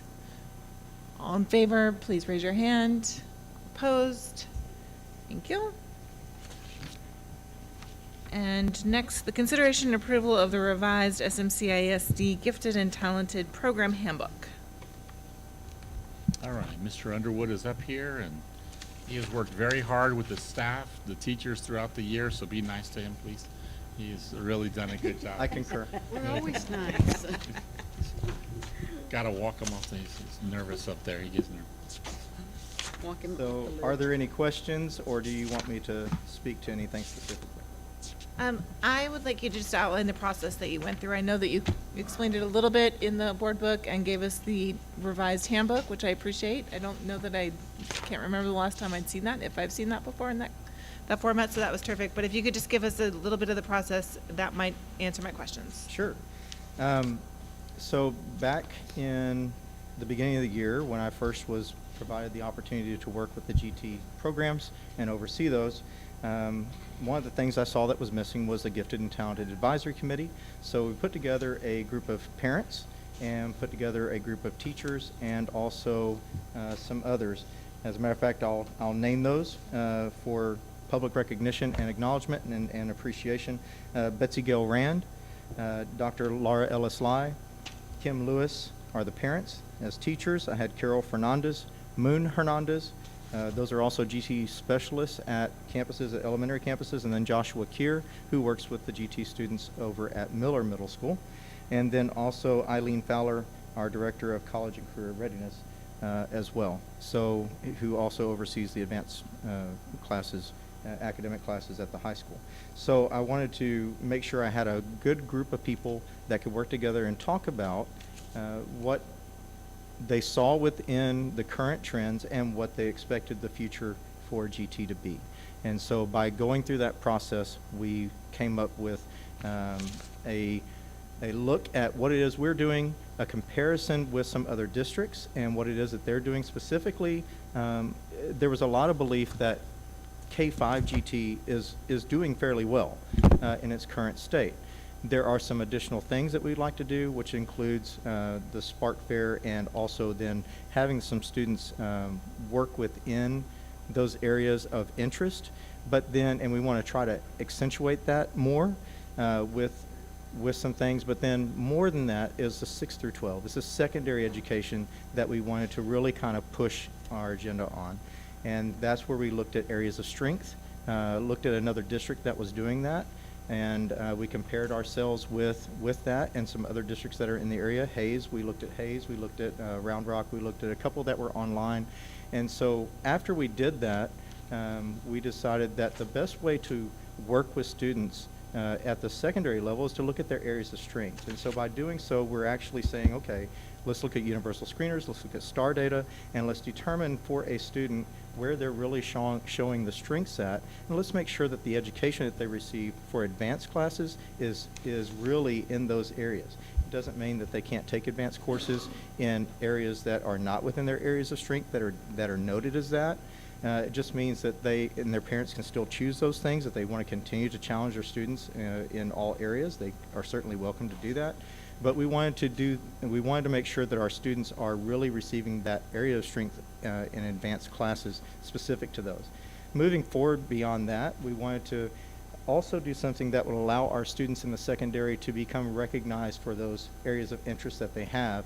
And so we looked at creating a reflection form that our students would do for their projects. So for TEA, the state plan requires that there be products that are professional quality.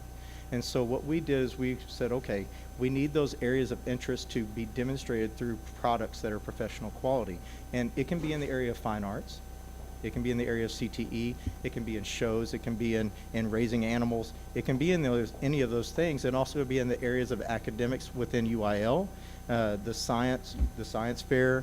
It can be in a variety of different products, but we allow those students to demonstrate their area of interest and their expertise in that area by demonstrating that product of professional quality and then writing about that so that it then becomes that product that we're looking for and allows them to do that reflection. By doing so, we then look for those students to move forward, and in high school, if they've done that for each of the 4 years, to provide a process and a program that allows for students to receive cords for graduation and recognition of GT by the time they're done. So there's a variety of different things that we're still working on as far as processes are concerned, but the whole project in creating this was to look at ways of increasing our students' abilities in their areas of strength and recognizing that and being able to provide that instruction that's specific to them to help them in their learning journey.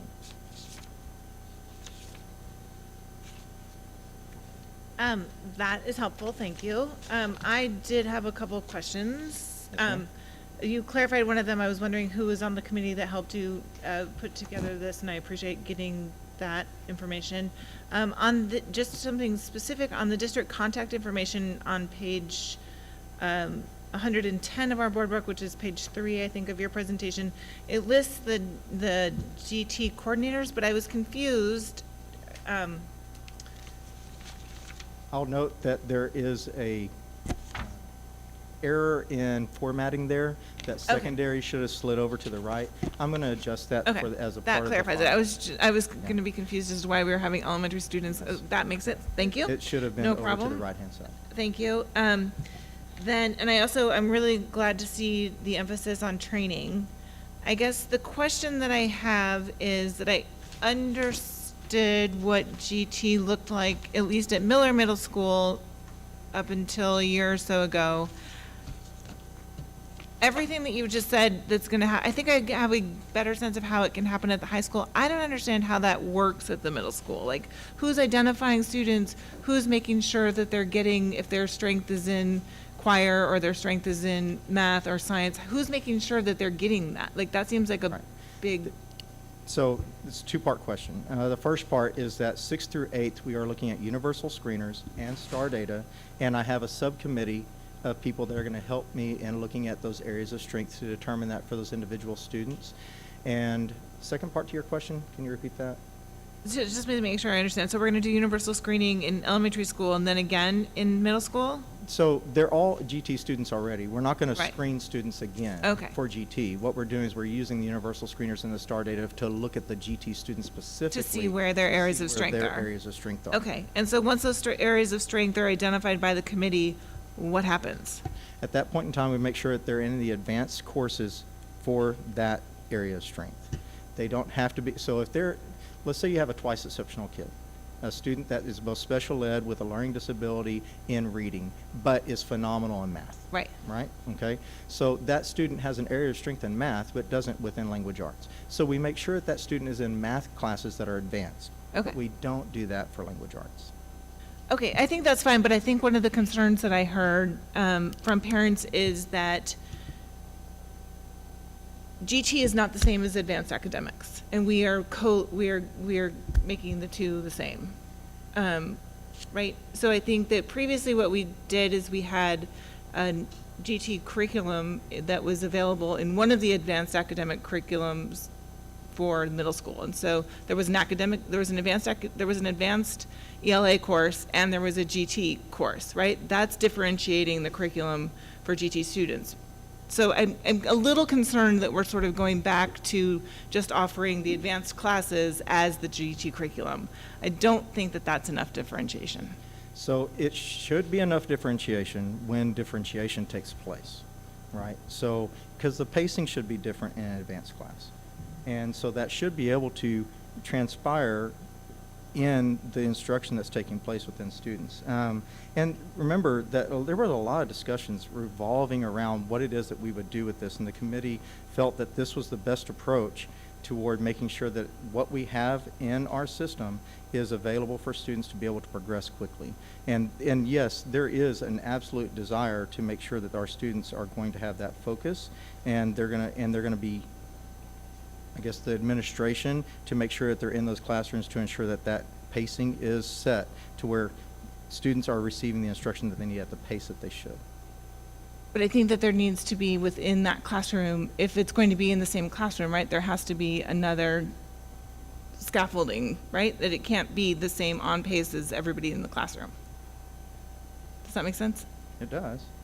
Like, otherwise we're just conflating GT and advanced academics, and I don't think that that is within the spirit of If we are differentiating service. instruction, so back in the 1940s, you had a point A to point B for instruction. And things just, everybody went at the same pace, and we were all like an assembly line in Ford industry, right? We all went from point A to point B. But that speed in which the things run should be based on where students are intellectually and ability-wise. And so that's the purpose of advanced instruction, is to make sure that we are picking up the pace. And that doesn't mean, because we still have the same TEKS to teach, right? We still have the same curriculum to teach. So it's about what you're doing with those students to make sure you're differentiating instruction, picking up the pace, and that you're allowing them the opportunities to go deeper into the learning. I mean, I think that's the key, right? That if you have GT students in the advanced academic class, you have to allow them to go deeper into the learning and allow them to accelerate as they're able to, right? Right. So if we're going to do that across the curriculum and not just within one subject, then that's going to be a lot of onus on us to make sure that those teachers in all of those subject areas have that capacity and that training to facilitate, Yes, ma'am. right? Right. Which is great and very idealistic, and I hope that we can do it with fidelity, because that's no small task. Agreed. So I will be asking more questions in the future, I'm sure. But I appreciate the work that goes into this. I think it's a great approach, if this is the approach. And I hope that we figure out a good way to make it work, so. Ms. Kane? When you're using the universal screener in that way too, does that mean for those kids who show gifts and talents in the fine arts that there will be a push to say, here's choir, here's band, here's art class that you should be in? Great question. So what we're trying to do by the professional products is to make sure that those things are included. So normally, the GT world, you're looking at either leadership, or you're looking at areas of creativity, or you're looking at academic success, right? And so what we want to do is we want to look at the academics. That's criteria. If you don't meet the criteria for academics, then you can't be in GT. But then, beyond that, we want to make sure that we strengthen and embolden our students that are heavily involved in programs like fine arts and CTE and other things, to make sure that those things that are their strengths in those areas have a chance to be demonstrated, and they get to use those as their products toward the professional quality product that they need to do. And so when they do their reflection form, it can be in those areas, and that way we're actually giving credence to those things, whereas before we did not. Thank you. Any other questions? Right. Thank you very much. I know this has been a big project to take on, and we appreciate your work, so Yes, thank ma'am. you. Thank you. So you need a motion to approve? Yes, please. I'll make that motion. Motion made by Ms. Cantu to approve. Second. Seconded by Mr. Arredondo. All in favor, please raise your hand.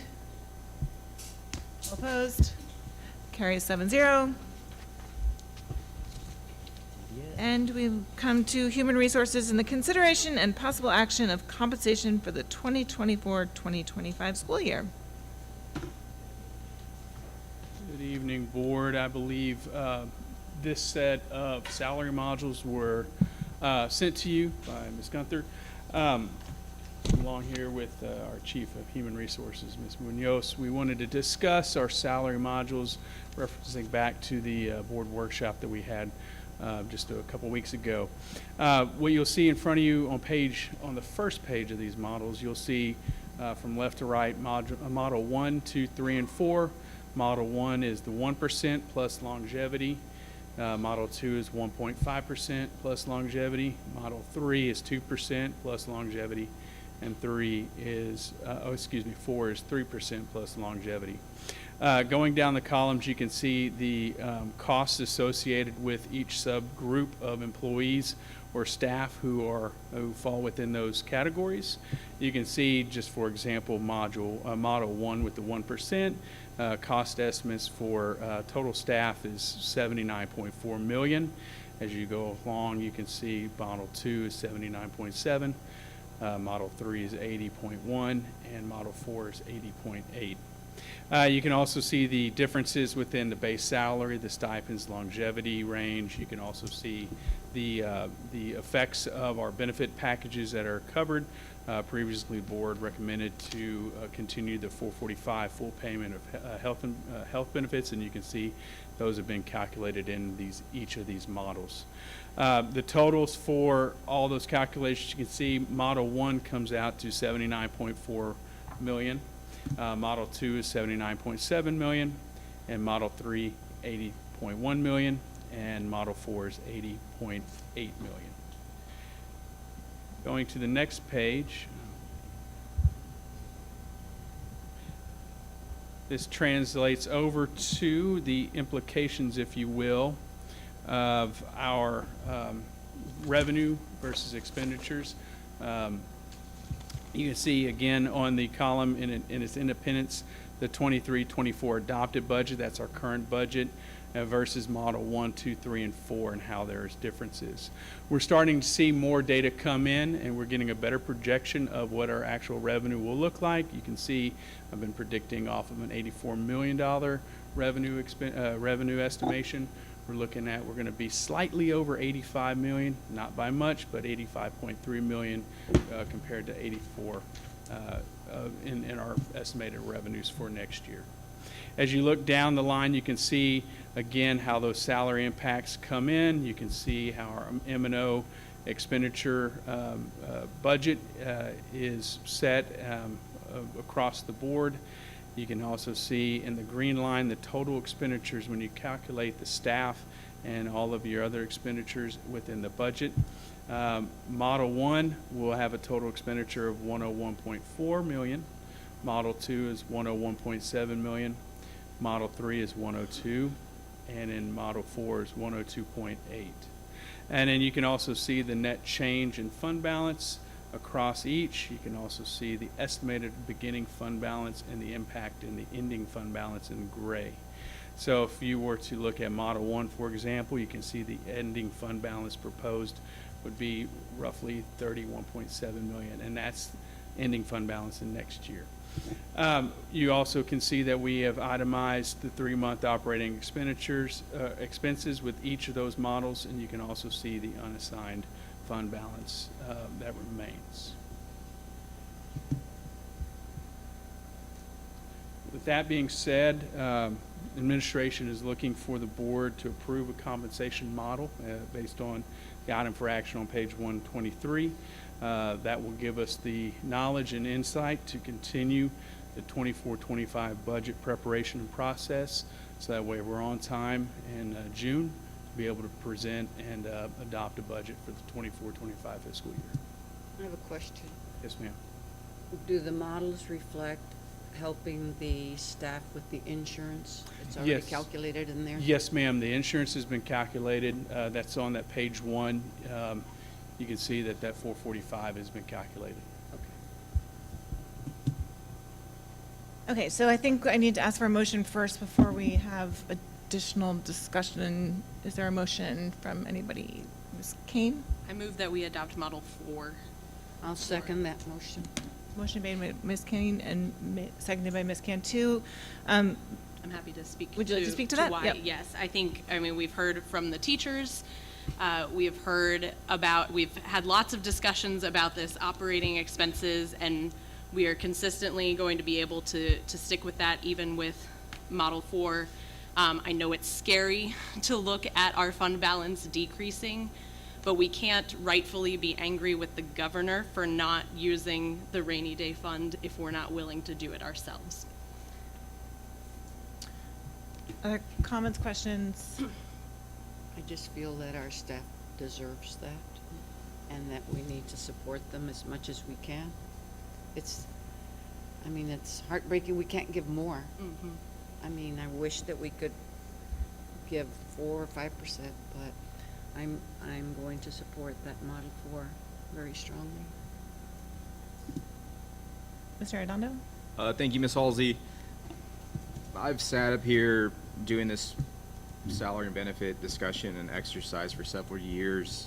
I'm now on my 9th salary and benefit vote, teed up to approve a deficit budget, but yet the fund balance, even estimated at the end of this upcoming fiscal year at 30 million, is more than the fund balance was when I was elected in 2015.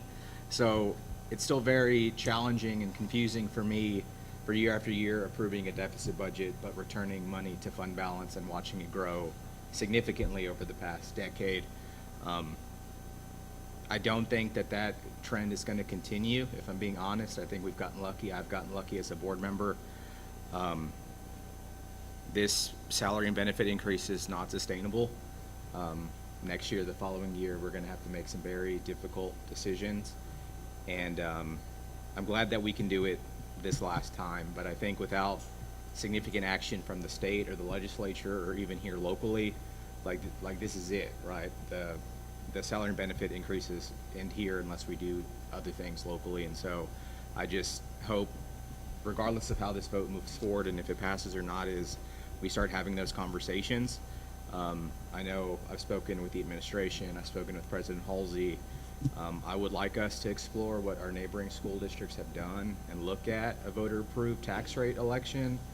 I know that we have 2 golden pennies on the M&O side that we could, with voter approval, ask for them to allocate, and if we earmark that for salary and benefits, I think that puts us in a better spot, and I'm confident that our community would support that if asked to, if that money was committed to teachers and staff and salary and benefits. So I guess we'll see what happens. But thank you. So I also support the model for where we give a 3% increase to all staff. And we also are going to already approved the longevity pay and to continue that and to do the insurance, which I think we need to be cognizant of the fact that that actually makes the eligible raise for many people over 3%. If people do take that insurance rate, their total compensation package is increased by more than 3%. So I think that that's important to acknowledge. I also think that in order to stay competitive and continue to attract the best new teachers coming out of Texas State and our surrounding universities, that we have to go continually increasing our starting pay, and I think this puts us in a good position to do that. I think we've been making a good concerted effort in that direction and really working to recruit and making sure that we have student teachers who come in and working with people who are substituting to come in, and we want to continue that. And I know it's difficult, but I also agree with Mr. Arredondo that we need to seriously consider putting that VIII tax on the ballot in November. And so, because I don't know that we can, unless there's great action elsewhere, we will not have the funds to be able to do an increase, certainly not of this size, and potentially not at all next year. Because it is, obviously incredibly important that we maintain the required fund balance. So do we have any information on the timing or what that would look like if we wanted to do such an election? About a VIII.A, if you would like to pass these out. Yes, great.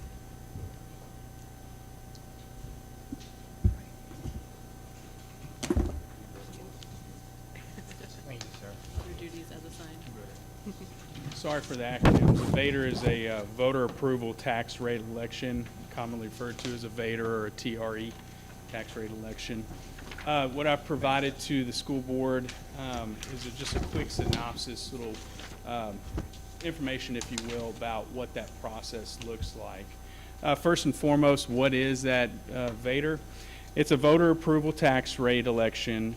It's required by the state if a school board so chooses to go out for extra pennies, if you will, that go above your compressed tax rate.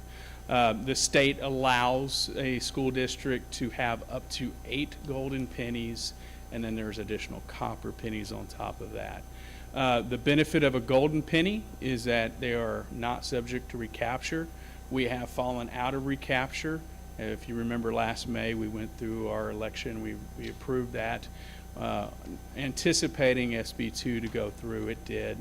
But with our property values, they continue to go up, right? So as property values increase, so does your chance of becoming a recapture district. So it's something to think about when you ask or when you think about those golden pennies on top of your tax rate. So if you look at the next bit of information there, you can pointed out the tax history of San Marcos CISD. The tax rate, the overall total tax rate has actually declined from 2019. Currently, we're sitting at one of the lowest tax rates that we've had within our history. Looking over into what those golden pennies are, I just kind of briefly touched on that. Districts, this past legislation allowed districts to adopt up to 5 golden pennies without going to a tax election, a TRE. San Marcos CISD already has 6, so if we wanted to obtain the 7th or 8th golden penny, we would have to go out to our voters for an election, and they would have to prove that. If you look at the potential tax rates that are implied with increasing that tax rate if approved by our voters, you can see that in our current fiscal year, our total tax rate is 68.02 on the M&O side. On the INS side is 3113 cents for a total tax rate of 99.15 cents. So if you were to look at our tax rate now, this is projected based on many variables. This is as of certified preliminary values that we have from the CAD as of May. We won't get our actual certified values until July 25th at the earliest. But it's looking like we're getting close to that floor rate, the lowest compressed rate that we can obtain that the state will provide because, again, our property values continue to increase. So based on that information and what we have data currently, our projected tax rate for 2025 on the M&O side is 67.69 cents. The INS side is 29.06 cents. That is tied back into our bond information that we have, knowing that we're going to go from 3.113 down. It's going to slightly decrease year to year as we pay off our debt, for a total tax rate of 96.75 cents. So if you were to add one golden penny on top of that, if it was approved, again, it would increase your total tax rate by 1 cent to 0.9775. 2 additional golden pennies would actually be 98.75 cents. So in theory, if using the data that we have currently, we're at that floor M&O rate, we could potentially, by adding 2 golden pennies, be at a lower total tax rate than we currently have this year. So what's the potential revenue that we would have off of these golden pennies if we're approved by our constituents? Now again, using the data that we have, the projections that we have, it's still not final, but the data that we have shows us if we have 1 additional golden penny, it would earn the district about $1.38 million. If you were to obtain 2 golden pennies, you would have roughly $2.75 million on top of what would be earned. Now, there is a timeline that's very critical if a district were to go for a VIII.A. First and foremost, by June 30th, just like any other district, if you're a July-June district, you would have to adopt a budget. Again, we're well on pace to do so.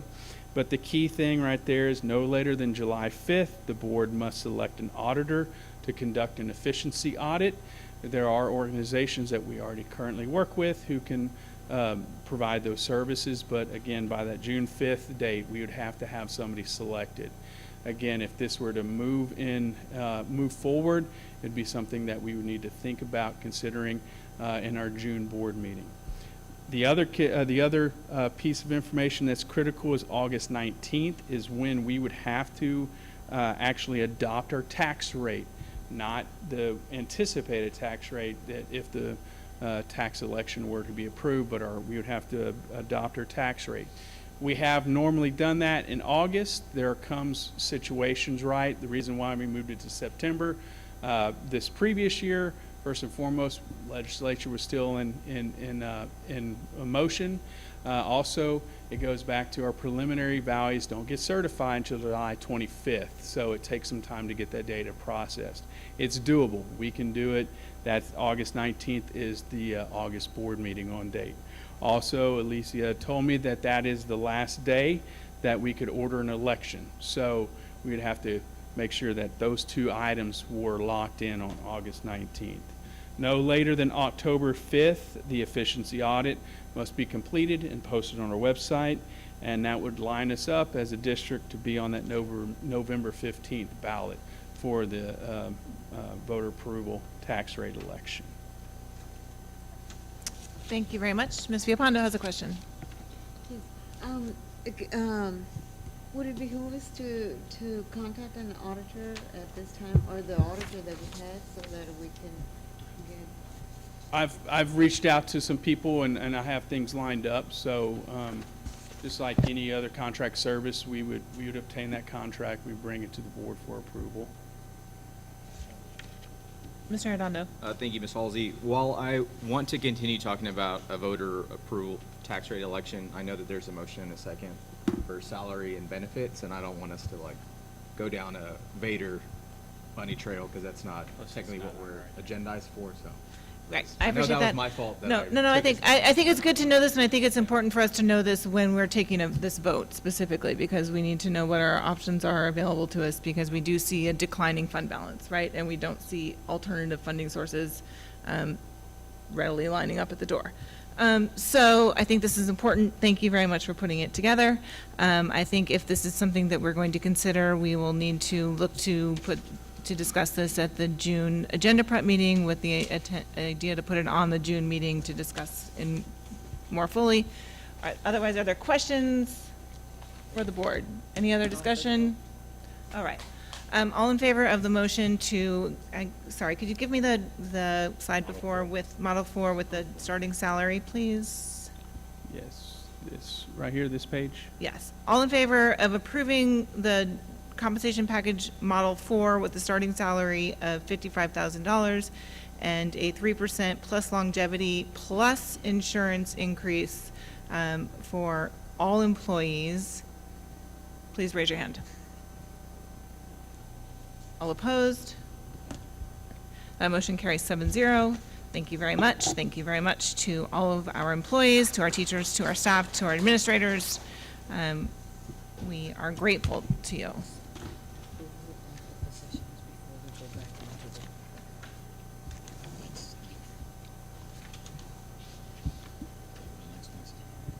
Okay.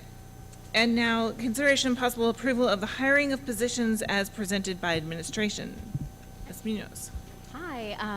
So the process that we started within our cabinet team is really looking at positions within each department, and each chief or executive director provided documentation as to why a position that's already in the budget would need to be refilled. So these are not adding of new positions. These are positions that already existed, but because they are not instructional, so teacher or instructional aide, we did submit child nutrition specialists, bus drivers, bus monitors, all positions that are not teachers or instructional aides are given to us, and so I'm looking for direction and guidance from the board.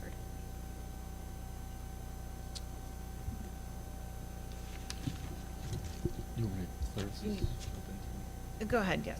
Yeah, so what precipitated this is we have our wonderful child nutrition manager at the high school is retiring, and technically she is considered non-instructional. And so everybody knows running a high school cafeteria is not something anybody can do. And so we have identified that along with some bus driver positions in some other areas where currently we're kind of like seeking your guidance to move forward, or we're going to lose people, quality candidates that we've interviewed and stuff. So I think the issue, I mean, really for us is to think about that if in fact the board wants to have approval on every position that is hired that is not a teacher position, then we are going to need to be meeting really 4 nights a week over the next 6 weeks in order for the district to do the work that they need to do to be ready for the new school year, right? So I don't think that's probably possible for us to do, nor is it optimal for us to do, right? We are also going to vote later in the meeting about giving the superintendent authority to do hiring when we are not meeting, specifically for that reason. So I think that the board wanted to make sure that we are trying to keep an eye on the costs, because our employee costs are significant. And we specifically talked, about some of the higher paid administrative positions and making sure that we are really careful and strategic about how we're filling those. I personally feel like, we need to have our lunchrooms staffed. We need to have our transportation department staffed as much as we need to have our classrooms staffed. So I don't know if we want to look at it in terms of that there's a salary threshold that the board would like to say to the superintendent that, if you're looking to hire a position at X dollar, then please bring it to us. Or if we could also say, go ahead, make the staffing needs that you need to fill the positions that you think you need to fill, knowing that the board is concerned, and you could report back to us on what positions were filled and how many of them, et cetera, periodically. I'm open to suggestions on how we want to move forward. So currently. Mr. Shanks. So wouldn't it be better to establish a budget for additional staff that we feel comfortable about, since we're in the budget model? So saying, hey, you have this much money to hire whoever you need. If you need to go over that for any reason, then you can come back to us and ask for more money, but that way they have a budget to be able to hire the staff that they need. Mr. Arredondo? Yeah, I guess using the Superintendent Cardona's example of the cafeteria manager. So that position had always been outlaid in the budget, because had Alice not retired, she would have been here the following year, correct? Correct. So in the budget that is being proposed currently, sans her retirement, Alice would have been paid for through 25, 26, or 20, yeah. And the majority of all the positions, this was a good exercise for all of us chiefs to really look at what positions we have open, and then really, with their internal expertise, make some decisions on what we need posted and not, and then present to our superintendent. But all of these positions are already budgeted. They're not creation of new positions. We just, from the action item, it was do not post anything that is not a teacher or an instructional aide. So that would seem to me then to meet your criteria, right? Because if it's already budgeted, then we could say, if the position is already there, it's already budgeted. If it's continuing, go ahead and fill if you feel that's needed. It's if there's going to be additional positions that come up above and beyond. And we could set a threshold there too. That's because we told them to do that. So now we're basically saying, never mind. Use your best judgment, which I'm okay with, but we were the ones that said, non-teaching positions need to be held back to save money, right? Yes. And then now they're coming to us, and now we're saying, because they're all still budgeted. So now we're saying, go ahead and I'm just a little confused what our point was then. If we're not trying to save money, then fill the positions you guys need. I mean, that's kind of what Cardona's job is to make those decisions. If that's the case, then let's just give him back that power to decide which positions they need to hire. Well, I think my understanding is what you're saying is that the figure that we were going to save via the freeze did not include the positions that you're now talking about for the people that were in the budget that we did not know are leaving. Is that right? Right. So those would be additional savings on top of what we already identified. And that's all of the positions? So the plan that's presented to you, that the finance team has, is all the positions that were budgeted. Our process is any new positions, we do have to bring in front of the board when we need additional cost and there's going to be budget amendments where we would have to move money from the fund balance. Otherwise, these positions are already allocated in our budget. Does that? Well, and everything I heard listed is essential. We can't do school without bus drivers and food and these very important essential things. Right. Ms. Halsey? Yes. Thank you. I know I wasn't a part of the previous vote to freeze hiring. I respect and appreciate, I think, the spirit and the intent behind it. I think it was an admirable thing to endeavor to do. By virtue of people leaving and having to replace critical positions, obviously there's an opportunity to pivot and modify that direction and guidance from the board. However, I do agree with Ms. Halsey that I think, a new director position comes up that should come to the board for conversation. Something above and beyond critical, essential employees and personnel should be a conversation that this board has. And so I appreciate the administration's proposed recommendation, which is these already outlaid FTEs that are in the budget for critical positions, continue to be filled on an as-needed basis by the administration. But if for some reason, some extraordinary position needs to be made for X, Y, or Z reason, if that comes to the board, then let's talk about it then. So I appreciate continuing the intent and spirit of the hiring freeze per se of new positions, but I can also see and appreciate, the flexibility of filling already funded outlaid positions that are now vacant due to retirement or turnover. Since this is a process that we're all working through together, because again, the state did not allocate the necessary funding, do you want to put that into a motion so that we can give the administration some more direction? I have a question. Yes, Ms. Cantu. Ask your question. Would we still continue to try to save money through attrition?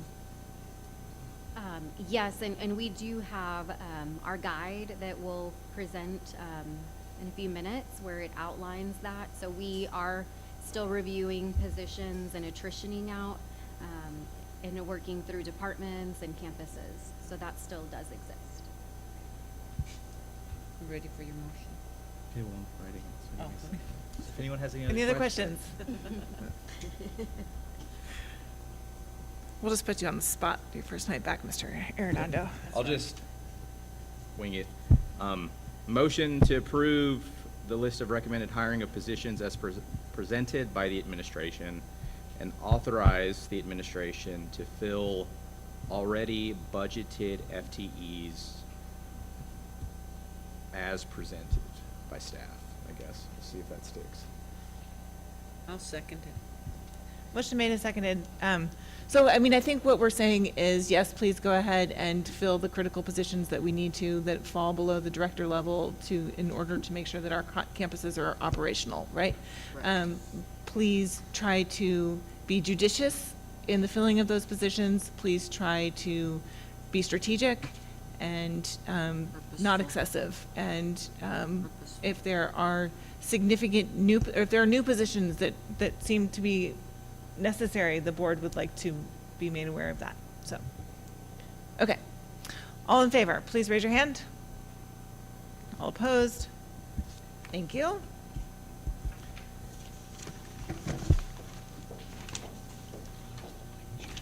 Mr. Doyle.